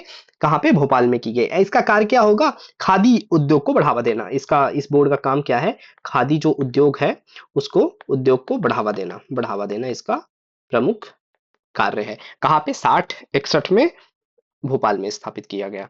Next question number 78, which of the following pair of districts is major tendu leaf production area. Tendu leaf production area में कौन से डिस्ट्रिक्ट है, मेजर डिस्ट्रिक्ट हमको देखना है। कौन से निम्न में से जिलों में कौन सा युग्म जो है प्रमुख तेंदुपत्ता उत्पादन क्षेत्र है। तो तेंदुपत्ता की बहुलता पे पहली चीज तो ये देख लीजिए कि मध्य प्रदेश में तेंदुपत्ता के पहले स्थान पे है, फर्स्ट पोजीशन। तेंदुपत्ता में इंडिया में फर्स्ट कौन है, मध्य प्रदेश है, एमपी फर्स्ट पोजीशन है। ठीक है, और यहाँ पे कौन कौन से जिला है, तो जबलपुर, दमोह, छतरपुर, टीकमगढ़, पन्ना, जबलपुर, दमोह, छतरपुर, और इसके साथ साथ टीकमगढ़, टीकमगढ़, और कौन सा है, पन्ना, पन्ना। इन जिलों में क्या होता है, तेंदुपत्ता का उत्पादन प्रमुख रूप से होता है। और तेंदुपत्ता का उपयोग, उत्पादन होने के कारण क्या होता है इसका उपयोग, यहाँ पे बीड़ी इंडस्ट्रीज, बीड़ी उद्योगों को, बीड़ी उद्योग की सघनता हमको कहाँ मिलेगी, तो इन्हीं क्षेत्रों में मिलेगी। जबलपुर, दमोह, पन्ना, छतरपुर, टीकमगढ़ एरिया में हमको बीड़ी उद्योग देखने को मिलेगा। और तेंदुपत्ता उत्पादन में मध्य प्रदेश पहली पोजीशन पे है। Question number 79, where is the Madhya Pradesh Mrignayani emporium centre not located. Madhya Pradesh में किसका, मृगनैनी इंपोरियम केंद्र कहाँ पर स्थित नहीं है, पूछ रहा है। तो नहीं कहाँ पे है, जैसे रायपुर में भी है, रीवा में भी है, उदयपुर में है, सागर में नहीं है, सागर में मृगनैनी इंपोरियम नहीं है, तो ये गलत जवाब हो जाएगा। अमृगनैनी जो इंपोरियम है इसका स्थापना किस लिए की गई है, लघु उद्योगों के विकास के लिए। भी ध्यान रखना है आपको, इसका काम क्या है, लघु उद्योगों के विकास के लिए इसकी स्थापना की गई है। और कब की गई थी, 1961 में इसकी स्थापना की गई है। और इसका सेंटर कहाँ पे है, तो इसका सेंटर जैसे हम देखते हैं, अगर मध्य प्रदेश के बाहर देखें तो मध्य प्रदेश के बाहर हमको मिल जाएगा जयपुर में, दिल्ली में, जयपुर, दिल्ली, कोलकाता, जयपुर, दिल्ली, कोलकाता, रायपुर, और उदयपुर, उदयपुर, यहाँ पे मध्य प्रदेश के बाहर। अब मध्य प्रदेश में भोपाल, इसका इसका हेडक्वार्टर कहाँ पे है? इसका भोपाल इसका मुख्यालय है। भोपाल के अलावा ये कहाँ पे मिलेगा? ग्वालियर, जबलपुर, रीवा और उज्जैन में मिलता है, साथ में इंदौर में। तो यहाँ पे सागर में मृगनयनी इंपोरियम नहीं है, तो इसका सही जवाब हो जाएगा ऑप्शन डी, सागर इसका सही जवाब हो जाएगा। Question number 80, which pair is wrongly matched है? एक तरफ सेंचुरी है, दूसरे तरफ प्लेस है, अभ्यारण्य और स्थान है। अब हमको देखना है कर्म कर्मझिरी। कर्मझिरी कहाँ पे है? तो कर्मझिरी सिवनी में है, बिल्कुल सही। कर्मझिरी कहाँ पे है? सिवनी में है। पनपठा कहाँ पे है? पनपठा उमरिया में है। पनपठा कहाँ? उमरिया में है। गंगऊ कहाँ पे है? गंगऊ पन्ना में है। अब बगदरा कहाँ पे है? तो बगदरा शाजापुर में ना होके बगदरा कहाँ पे है? सीधी जिले में है। बगदरा कहाँ पे है? सीधी जिले में है। ठीक है, तो यही गलत है, तो सही जवाब हो जाएगा ऑप्शन डी। बगदरा कहाँ पे? सीधी जिले में है, शाजापुर में गलत जवाब है। कर्माझिरी कहाँ पे है? सिवनी में है, ध्यान रखना है। कर्माझिरी सिवनी, पनपठा उमरिया, गंगऊ पन्ना और बगदरा कहाँ पे? सीधी में है। अगले प्रश्न की ओर बढ़ते हैं। Question number 81, forest based industries are mostly found in the which region of Madhya Pradesh? Forest based industry Madhya Pradesh में किस क्षेत्रों में है? तो सर्वाधिक वन आधारित उद्योग फॉरेस्ट बेस्ड इंडस्ट्री कहाँ पे है? तो वन सबसे ज्यादा कहाँ पे है? तो हमने देखा था दक्षिण पूर्व क्षेत्र में सबसे ज्यादा वन की सघनता है, तो यहाँ पे वनों पे आधारित इंडस्ट्री भी होगी, तो ऑप्शन बी सही जवाब हो जाएगा। ऑप्शन बी, दक्षिण पूर्वी क्षेत्रों में। Number 82, Madhya Pradesh rank first in the production of which minerals? Which minerals में मध्य प्रदेश किस में फर्स्ट है? तो सबसे पहले मध्य प्रदेश फर्स्ट किस में है, इसको हम देख लेते हैं। तो मध्य प्रदेश फर्स्ट है मैग्नीज तांबा, हीरा मैग्नीज तांबा। प्रथम में किसमें? हीरा में भी है, मैग्नीज में है, तांबा में है। इसके अलावा किसमें है? इसके अलावा भी है कुछ, गेरू और डोलोमाइट। डोलोमाइट डोलोमाइट, इसमें 5 चीजों में पहले नंबर पे है, हीरा, मैग्नीज, तांबा, डायमंड, मैग्नीज और कॉपर। डायमंड, मैग्नीज और कॉपर प्लस गेरू और डोलोमाइट इसमें प्रथम पोजीशन पे है। सेकंड किसमें है, इस पे भी हम देख लेते हैं। सेकंड नंबर पे मध्य प्रदेश है, चूना पत्थर में है। चूना पत्थर में क्या पोजीशन है? सेकंड है। इसके अलावा किसमें है? संगमरमर में। संगमरमर में क्या है? सेकंड पोजीशन पे है। तीसरे नंबर पे क्या और किसमें है? रॉक फॉस्फेट में। रॉक फॉस्फेट में भी इसकी सेकंड पोजीशन है। और थर्ड नंबर पे किसमें है? तो थर्ड नंबर एक तो हमारा कोयला, कोयला में तीसरे नंबर पे है, और दूसरा सीसा, कोयला और सीसा में दूसरे नंबर पे। पहले नंबर पे किसमें है? हीरा मैंगनीज तांबा। पहले नंबर में किसमें है? हीरा मैंगनीज तांबा, गेरू और डोलोमाइट, ये पहली पोजीशन पे है, ध्यान रखना है। सेकंड में किसमें है? चूना पत्थर में है, संगमरमर में है, रॉक फॉस्फेट में है। थर्ड पोजीशन में किसमें है? कोयला और सीसा में है। Question number 83, in which district of Madhya Pradesh the population density is more than 500? जिलों में जो पॉपुलेशन डेंसिटी है, जनसंख्या घनत्व है, 500 से अधिक है। तो 500 से अधिक कौन से जिले हैं? केवल 2 ही जिले हैं, एक भोपाल है, दूसरा इंदौर है। तो इसमें ये भी देख लेते हैं, भोपाल में कितना जनसंख्या घनत्व है? 855 है, और इंदौर में कितना है? 841 है। और तीसरा नंबर भी देख लेते हैं, क्योंकि 2 ही है। तीसरे नंबर पे आता है जबलपुर, जबलपुर जिसमें कितना है? 473 है, जो कि 500 से कम आ जाता है। तो इसमें प्रश्न में क्या पूछा है? 500 से अधिक, 500 से ज्यादा पॉपुलेशन डेंसिटी, जनसंख्या घनत्व कहाँ है? भोपाल और इंदौर में है।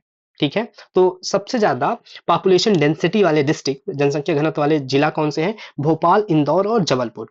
ठीक है, इस बात को ध्यान रखना, भोपाल, इंदौर और जबलपुर क्रमशः सबसे ज्यादा जनसंख्या घनत्व वाले हैं। और कम मिनिमम कौन से हैं? कमी, जहां पे मिनिमम है, ये इनको भी ध्यान रखना है। मिनिमम कहाँ पे है? तो मिनिमम हमको मिलेगा डिंडोरी, डिंडोरी जहां पे कितना है? इसकी संख्या भी याद रखिए, 94। दूसरा है श्योपुर, श्योपुर में कितना है? 104। तीसरे नंबर पे आ जाएगा पन्ना, पन्ना, पन्ना में कितना? 142। सबसे कम जनसंख्या घनत्व वाले जिला कौन है? डिंडोरी, श्योपुर और पन्ना। और सबसे ज्यादा मैक्सिमम कहाँ पे है? तो मैक्सिमम हम देखते हैं कहाँ पे, इसको भी फिर से रिवाइज कर रहे हैं हम एक बार। तो देखिए, भोपाल में 855, और दूसरे नंबर पे कौन है? इंदौर है। इंदौर में कितना है? 841 है। और तीसरे नंबर पे क्या है? तीसरे नंबर पे है जबलपुर, जबलपुर में कितना है? 473, 473 जबलपुर में है, ध्यान रखना है। सबसे ज्यादा जनसंख्या घनत्व तो कहाँ पे है? सबसे ज्यादा जनसंख्या घनत्व भोपाल, इंदौर और जबलपुर में है। क्वेश्चन में भी पूछा है तो 2 ही जिला है, 500 से अधिक पूछा है तो भोपाल और इंदौर, यही सही जवाब हो जाएगा। और सबसे कम कहाँ पे है? तो डिंडोरी, श्योपुर और पन्ना में है। Number 84, which pair is wrongly matched? Power project और रिवर दिया हुआ, इसमें कौन से रॉन्गली मैच्ड है? विद्युत परियोजना और नदी। बरगी परियोजना किसमें है? की परियोजना, इसको हम बाद में देखते हैं। पहला राजघाट परियोजना, राजघाट परियोजना बेतवा नदी पे है, बिल्कुल सही। बाणसागर परियोजना अभी डिस्कस किया, सोन नदी पे है। गांधी सागर किसमें है? चंबल में है, गांधी सागर चंबल में है। और बरगी हमने देखा था, बरगी परियोजना कहाँ पे है? तो पहली चीज हमने जब देख रहा था बरना परियोजना, तो बरना रायसेन में थी और बरगी कहाँ पे थी? जबलपुर में थी। एक तो इन्फॉर्मेशन यहाँ से लीजिए, बरगी कहाँ पे है? जबलपुर में है। ठीक है। दूसरी चीज, किस नदी पे है? तो सोनार ना होके जबलपुर में नर्मदा नदी है। भी आपको धुआंधार तो भूल ही नहीं सकता, जबलपुर का धुआंधार वाटरफॉल। तो किस नदी पे धुआंधार वाटरफॉल बनता है? नर्मदा। और बरगी भी परियोजना किस नदी पे है? धुआंधार देखने के बाद बरगी भी गए होंगे, ना गए होंगे तो जब जाइए धुआंधार वाटरफॉल देखने, साथ में बरगी डैम भी जाइए, वहां का भी मजा लीजिए। तो बरगी परियोजना कहाँ पे है? जबलपुर में है। किस नदी पे है? नर्मदा नदी पे है। Question number 85, in which district is Birsinghpur hydro electric power station located? तो बिरसिंहपुर पावर क्या है? बिरसिंहपुर जल विद्युत केंद्र किस जिले में है? तो बिरसिंहपुर जल विद्युत केंद्र कहाँ पे है? उमरिया में है, ध्यान रखना है। और इसको और किस नाम से जानते हैं? तो इसको संजय गांधी ताप विद्युत केंद्र भी कहते हैं। संजय गांधी ताप विद्युत केंद्र भी इसको जानते हैं, बिरसिंहपुर को।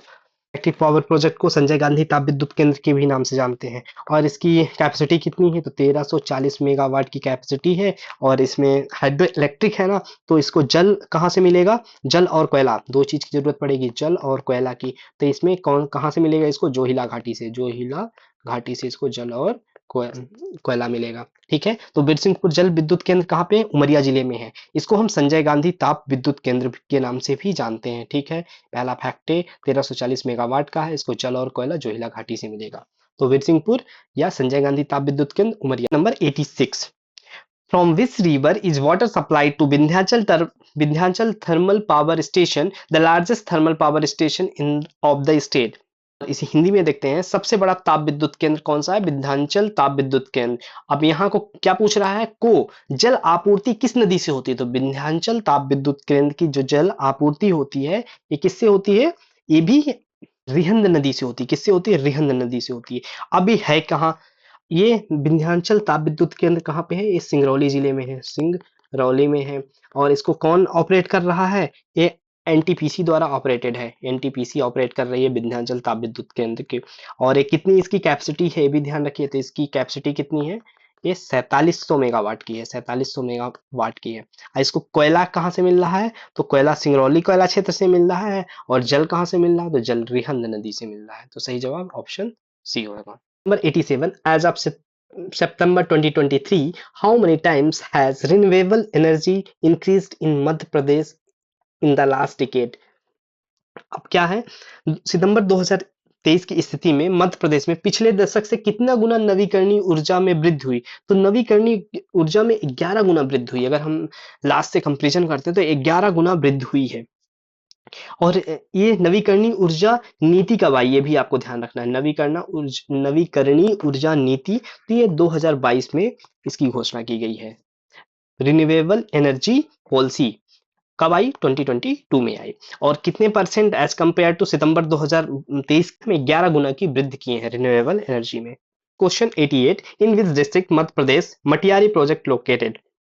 तो मटियारी प्रोजेक्ट कहाँ पे है? तो ये मंडला जिले में है, मंडला जिले में है। मटियारी प्रोजेक्ट कहाँ पे है? मंडला जिले में, ध्यान रखना है, मंडला जिले में है।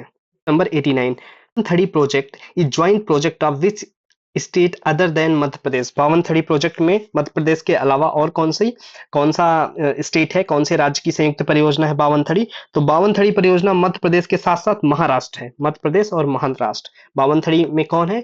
एमपी तो है, एमपी के साथ साथ महाराष्ट्र है। ठीक है। और ये किस नदी पे है? तो ये बावनथड़ी नदी पे है। किस नदी पे है? तो बावनथड़ी नदी पे भी स्थित है। और इसमें मध्य प्रदेश और महाराष्ट्र क्या है? भागीदार है। Number 90, in which of the following district the population growth rate is higher? Population growth rate किस जिले में हाई है? तो इसमें से अगर हम अकॉर्डिंग टू क्वेश्चन देखें तो इसमें झाबुआ में पॉपुलेशन ग्रोथ रेट हाई है। पहले नंबर पे कौन सा आता है? पहले नंबर पे हमने देखा है, इसको एक बार देख चुके हैं। पहले नंबर पे इंदौर आता है जिसका पॉपुलेशन ग्रोथ है 32.88%। दूसरे नंबर पे आता है क्या? झाबुआ आता है। झाबुआ, झाबुआ का कितना है? 32.88। तो इंदौर का था, झाबुआ का है 30.70। और तीसरे नंबर पे आता है कौन सा? भोपाल। सही जवाब हो जाएगा ऑप्शन ए। हम क्या देख रहे थे यहाँ पे, एक बार हिंदी में भी इसको देख लेते हैं। किस जिले में जनसंख्या वृद्धि दर अधिक है? तो जनसंख्या वृद्धि दर कहाँ पे है? तो ऑप्शन के अकॉर्डिंग अगर हम देखते हैं तो झाबुआ हो जाएगा, क्योंकि पहले नंबर पे कौन है? इंदौर है, पहले नंबर पे इंदौर है, दूसरे नंबर पे क्या है? झाबुआ है, और तीसरे नंबर पे कौन सा है? भोपाल है। भोपाल है। अगर ये क्या है? जनसंख्या वृद्धि में सर्वाधिक है। और जब हम वृद्धि देख रहे हैं तो वृद्धि के साथ साथ हम जनसंख्या वृद्धि देख रहे हैं। अगर हम कमी देखें तो जनसंख्या कमी कहाँ पे हुई है? तो सब जनसंख्या कमी में नंबर वन पे कौन आ जाएगा? अनूपपुर। अनूपपुर नंबर वन में कमी में आ जा रहा है। दूसरे नंबर पे कौन सा आ रहा है? बैतूल आ रहा है। बैतूल आ रहा है। और तीसरे नंबर पे कौन सा आ रहा है? छिंदवाड़ा आ रहा है। ये कमी में आ रहा है। अब वृद्धि की जब हम बात करेंगे तो पहले नंबर पे इंदौर, दूसरे नंबर पे झाबुआ, तीसरे नंबर पे भोपाल। ठीक है, तो सही जवाब इसमें क्या हो जाएगा? इंदौर ऑप्शन में है नहीं, तो इंदौर के बाद झाबुआ का नंबर आता, तो सही जवाब ऑप्शन ए झाबुआ हो जाएगा। Number 91, district group has highest urban population. किस जो जिला ग्रुप है उसमें हाईएस्ट अर्बन पॉपुलेशन है? किस जिला समूह में नगरीय जनसंख्या सबसे अधिक है? नगरीय जनसंख्या की हम बात कर रहे हैं, तो नगरीय जनसंख्या सबसे ज्यादा कहाँ पे है? भोपाल में है। फिर कहाँ पे है? इंदौर में है। फिर ग्वालियर में। अगर हम नगरीय जनसंख्या देख रहे हैं, नगरीय जनसंख्या में अगर देख रहे हैं तो सबसे नंबर वन पे कौन सा है? भोपाल। भोपाल में नगरीय जनसंख्या कितनी है? तो 80.9% यहाँ पे क्या है? अर्बन पॉपुलेशन है। दूसरे नंबर पे आता है इंदौर। इंदौर में अर्बन पॉपुलेशन कितना है? 74.1% है। तीसरे नंबर पे कौन सा आ रहा है? तीसरे नंबर पर आ रहा है ग्वालियर। ग्वालियर, ग्वालियर में कितनी अर्बन पॉपुलेशन है? 62.7%। ये तीसरे नंबर पे आ रहा है। ये किस पे है? अर्बन पॉपुलेशन में है। ये अर्बन पॉपुलेशन सबसे कमी, ये हम देख रहे हैं मैक्सिमम देख रहे हैं, मैक्सिमम। और सबसे कम कहाँ है? कम, कम या मिनिमम कहाँ पे है? इसको भी हम मैक्सिमम के साथ साथ मिनिमम भी देखते चले। तो मिनिमम कहाँ पे है? मिनिमम है डिंडोरी में। डिंडोरी जिला में सबसे कम क्या है? अर्बन पॉपुलेशन मीन शहरी जनसंख्या सबसे कम है। दूसरे नंबर पे आएगा अलीराजपुर। अलीराजपुर दूसरे नंबर पे आ रहा है। और तीसरे नंबर पे कौन है? सीधी। सीधी जिला भी कहाँ है? जहाँ पे नगरीय जनसंख्या सबसे कम है। तो अगर यहाँ पे प्रश्न के अकॉर्डिंग देखेंगे तो भोपाल, इंदौर और ग्वालियर में सबसे ज्यादा है। तो कौन सा सही जवाब हो जाएगा? भोपाल, इंदौर और ग्वालियर, ऑप्शन डी सही जवाब हो जाएगा। और सबसे कम कहाँ पे है? तो सबसे कम को भी ध्यान रखना है। मिनिमम, मिनिमम में डिंडोरी है, फिर अलीराजपुर है, फिर सीधी है। Question 92, in which of the following district the sex ratio is the most unfavourable? Unfavourable पूछ रहा है। कहाँ पे सबसे अधिक प्रतिकूल है? सब लिंगानुपात सबसे प्रतिकूल कहाँ पे है? तो सबसे प्रतिकूल की बात आएगी तो मुरैना जिले में सबसे प्रतिकूल है लिंगानुपात। और सबसे लिंगानुपात अनुकूल पूछे, अगर अनुकूल भी अगर पूछे तो अनुकूल सबसे ज्यादा कहाँ पे है? बालाघाट में है। बालाघाट में कितना है? 1021 है। 1000 पुरुषों में 1021 है। दूसरे नंबर पे बालाघाट के बाद भी हम देख लेते हैं, सेकंड पोजीशन में कौन आ जाता है? अलीराजपुर आ जाता है। अलीराजपुर आ जाता है, जहां पे 1011। ये दो ऐसे हैं जो हजार और तीसरे नंबर पे एक तीसरा भी है, तीसरा मंडला। मंडला 1008। 1008, ये तीन है जहां पे लिंगानुपात सेक्स रेशियो कहाँ पे है? Most favourable Balaghat, then Alirajpur, then Mandla. यहाँ पे हम प्रतिकूल की बात कर रहे हैं। मिनिमम कहाँ पे है? तो मिनिमम मुरैना में है। कितना है? 829 है। और मिनिमम में दूसरे नंबर पे कौन है? दूसरे नंबर पे ग्वालियर है। ग्वालियर, ग्वालियर में कितना है? 840 है। 840 है। तीसरे नंबर पे कौन है? तीसरे नंबर पे भिंड है। भिंड में कितना है? 843 है। मिनिमम में अगर हम देखें, सबसे अनफेवरेबल देखें, प्रतिकूल देखें लिंगानुपात, जहां सेक्स रेशियो सबसे कम है या कि अनफेवरेबल है, तो वहां पे नंबर वन पे Morena with 829 female, then Gwalior with 840 female, then Bhind 843 female. अगर हम सबसे फेवरेबल देखते हैं, अनुकूल देखते हैं, तो बालाघाट है 1021, देन अलीराजपुर है 1011, देन मंडला है 1008। जवाब इसका क्या हो जाएगा? Option A. Option A Morena में अनफेवरेबल है। 93, where is the red yellow soil found in the state? Red yellow soil कहाँ पे पाई जाती है? ध्यान रखना, यहाँ पे डिस्ट्रिक्ट दिए हुए हैं। कहाँ से? लाल पीली मृदा कहाँ पाई जाती है? तो लाल पीली मृदा हमको उमरिया, अनूपपुर, शहडोल, सीधी में पाई जाती है। ठीक है, अब हम देखते हैं जो मध्य प्रदेश है। मध्य प्रदेश में 5 टाइप्स की सॉइल है। 5 टाइप्स की सॉइल है। जो पूर्वी क्षेत्र है, जो पूर्वी क्षेत्र है, पूर्वी क्षेत्र या इसी को हम क्या बोलते हैं? बघेलखंड का एरिया। बघेलखंड का एरिया, यहाँ पे क्या होती है? लाल पीली मृदा होती है। लाल पीली मृदा पूर्वी क्षेत्र या बघेलखंड के एरिया में होती है। इसमें जिला कौन आ रहे हैं? उमरिया, अनूपपुर, शहडोल, सीधी आ रहे हैं। ठीक है, अब हम लाल पीली मृदा के बारे में और जानकारी ले लेते हैं। इसका निर्माण कैसे होता है? तो लाल पीली मृदा का निर्माण कैसे हो रहा है? तो जब ग्रेनाइट और नीस, ग्रेनाइट और नीस चट्टान का क्या होता है? अपर्दन होता है, अपर्दन होता है तो इसका निर्माण होता है। और इसका अन्य नाम क्या है? अन्य नाम क्या है लाल पीली का? लाल पीली का नाम है चलका एवं डोरसा, चलका एवं डोरसा मिट्टी इसका अन्य नाम है, ठीक है। और ये मध्य प्रदेश में कितने, जो पूर्वी क्षेत्र है उसमें लगभग 33% भाग पे, 33% भाग पे लाल पीली मिट्टी मध्य प्रदेश में पाई जाती है, ध्यान रखना है। Number 94. For which type of energy a special provision have been made in the Renewable Energy Policy 2022 announced by Madhya Pradesh? अब इसी प्रश्न को हिंदी में देखते हैं। मध्य प्रदेश द्वारा घोषित नवीकरणीय ऊर्जा नीति 2022 में किस प्रकार की ऊर्जा के लिए विशेष प्रावधान किए गए हैं? किस प्रकार की ऊर्जा के लिए विशेष प्रावधान किए गए हैं? तो green hydrogen, pump hydro, solar, wind hydro, ये सब आ जाते हैं किसमें? रिन्यूएबल एनर्जी पॉलिसी में हम देख रहे हैं green hydro, pump hydro, solar, wind hybrid, ये तीनों आ रहे हैं। कब नीति आई? 2022 में आई, ध्यान रखना आपको 2022 में नीति आई है, इसमें सभी शामिल है। Question, consider the following, Madhya Pradesh rank first in which crop production? Which crop production में मध्य प्रदेश का रैंक फर्स्ट है? कौन से फसल उत्पादन में मध्य प्रदेश पहले है? तो पहले नंबर पे किसमें है? दलहन और मसाला में है, दलहन और मसाला, दलहन और मसाला में first position 1 and 3, first position किसमें है? दलहन और मसाला में उत्पादन में है। और कुल तिलहन तथा कुल खाद्यान्न में दूसरे नंबर पे है। कुल तिलहन, तिलहन प्लस कुल खाद्यान्न, कुल अगर हम खाद्यान्न भी देखें उसमें हमारा इस प्लेस कौन सा है? सेकंड पोजीशन में है, ध्यान रखना है आपको। तो पहली पोजीशन में किस में है? कुल दलहन में है और कुल मसाला में है। टोटल पल्स प्रोडक्शन में है एंड टोटल स्पाइस प्रोडक्शन में फर्स्ट पोजीशन में है। ऑयल सीड में किस में है? ऑयल सीड और टोटल में कितने में है? हम सेकंड पोजीशन में है। इसको ऑप्शन कौन सा हो जा रहा है? सी, 1 and 3 will be correct. Question number 96, the agroclimatic zone grid zone is located in the state. Grid क्षेत्र, जो कृषि जलवायु क्षेत्र ग्रिड है वो कहाँ पे है? तो ग्रिड कहाँ? उत्तरी भाग में है, उत्तरी मध्य प्रदेश में कहाँ है? ग्रिड है, उत्तरी मध्य प्रदेश में ग्रिड है। इसके में कौन कौन से जिले आ जा रहे हैं? तो इसमें ग्वालियर आ जा रहा है, शिवपुरी आ जा रहा है, ग्वालियर, शिवपुरी और मुरैना, मुरैना, ग्वालियर, शिवपुरी और मुरैना जिले इसमें आते हैं। और मध्य प्रदेश में जो कृषि जलवायु क्षेत्र है वो टोटल कितना है? 11 है, 11 कृषि जलवायु क्षेत्र है मध्य प्रदेश में। अगला प्रश्न, according to the central economic survey 2022-2023 what is the position of Madhya Pradesh in wheat and soybean production respectively? Wheat और सोयाबीन में मध्य प्रदेश की क्या पोजीशन, किसके अनुसार? केंद्रीय आर्थिक सर्वेक्षण सेंट्रल इकोनॉमिक सर्वे 2022-2023 के अनुसार किसमें पूछ रहा है? गेहूं और सोयाबीन में। तो गेहूं और सोयाबीन में कौन सी पोजीशन है? द्वितीय पोजीशन है, सेकंड पोजीशन है, ठीक है, द्वितीय स्थान पर हम गेहूं और सोयाबीन में। तो सही जवाब क्या हो जाएगा? ऑप्शन बी हो जाएगा। Next question, apart from Malwa Plateau, where is the expanse of black soil area found in Madhya Pradesh? Malwa के अलावा ब्लैक सॉइल कहाँ पे एक्सपेंडेड है? तो मालवा के अलावा हम देखते हैं ये हमको नर्मदा वैली के क्षेत्रों में भी हमको ब्लैक सॉइल देखने को मिलती है। मालवा के अलावा किसमें? नर्मदा घाटी क्षेत्रों में भी देखने को मिलती है। तो सही जवाब क्या हो जाएगा? Option B, Narmada valley area. Number 99, which soil is mainly found in the Gwalior Bhind Morena district? Gwalior Bhind Morena इसमें हमने देखा कौन सी सॉइल होती है? एलुवियल सॉइल होती है। फिर से देखते हैं ग्वालियर भिंड और मुरैना में कौन सी मिट्टी पाई जाती है? तो इसमें जलोढ़ मिट्टी पाई जाती है। कौन सी? जलोढ़ मिट्टी पाई जाती है। और जलोढ़ मिट्टी में होता क्या है इसको भी ध्यान रखना है। जलोढ़ जो मिट्टी होती है उसमें फास्फोरस, नाइट्रोजन और जो ह्यूमस होता है उसमें क्या होता है? उसकी कमी होती है, इसकी कमी होती है, ध्यान रखना है। और इसकी जल धारण क्षमता भी कम होती है। जल धारण क्षमता सबसे ज्यादा किसकी होती है? तो ये काली मृदा की होती है। जल धारण क्षमता किसमें? जलोढ़ मृदा में कम होती है।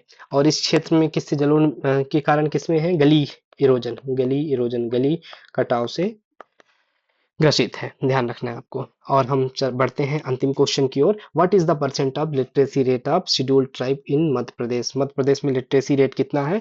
तो 50.6 है, 50.6 है किसका? शेड्यूल्ड ट्राइब्स का लिटरेसी रेट। और मध्य प्रदेश का लिटरेसी रेट क्या है इसको भी आपको जानना बहुत जरूरी है। 69.32 ये मध्य प्रदेश का लिटरेसी रेट है। और मध्य प्रदेश में मेल का कितना है ये भी ध्यान रखना। मेल का 78.73, 78-73 है। और फीमेल का कितना है? फीमेल का है 59.24। लिटरेसी रेट की बात हो रही है। और जब मध्य प्रदेश देख रहे हैं तो इंडिया भी देख लें। इंडिया का लिटरेसी रेट कितना है? 73%, ध्यान रखना है। इस तरह से हमने पूरे 100 क्वेश्चन कंप्लीट किए। दोस्तों कुछ प्रॉब्लम आने के कारण हम बीच में मेरी टेस्ट सीरीज रुकी थी, बट अब मेरा वादा है आप लोगों से continue up to the exam तक आपको ज़्यादा से ज़्यादा टेक्स्ट के जो टेस्ट की या कि एमसीक्यू की प्रैक्टिस कराए जाएंगे। और आप बने रहिए, और दोस्तों साथ में अपने ग्रुप जहाँ से भी आप जुड़े हैं वहाँ इसको शेयर करिए। Thank you so much.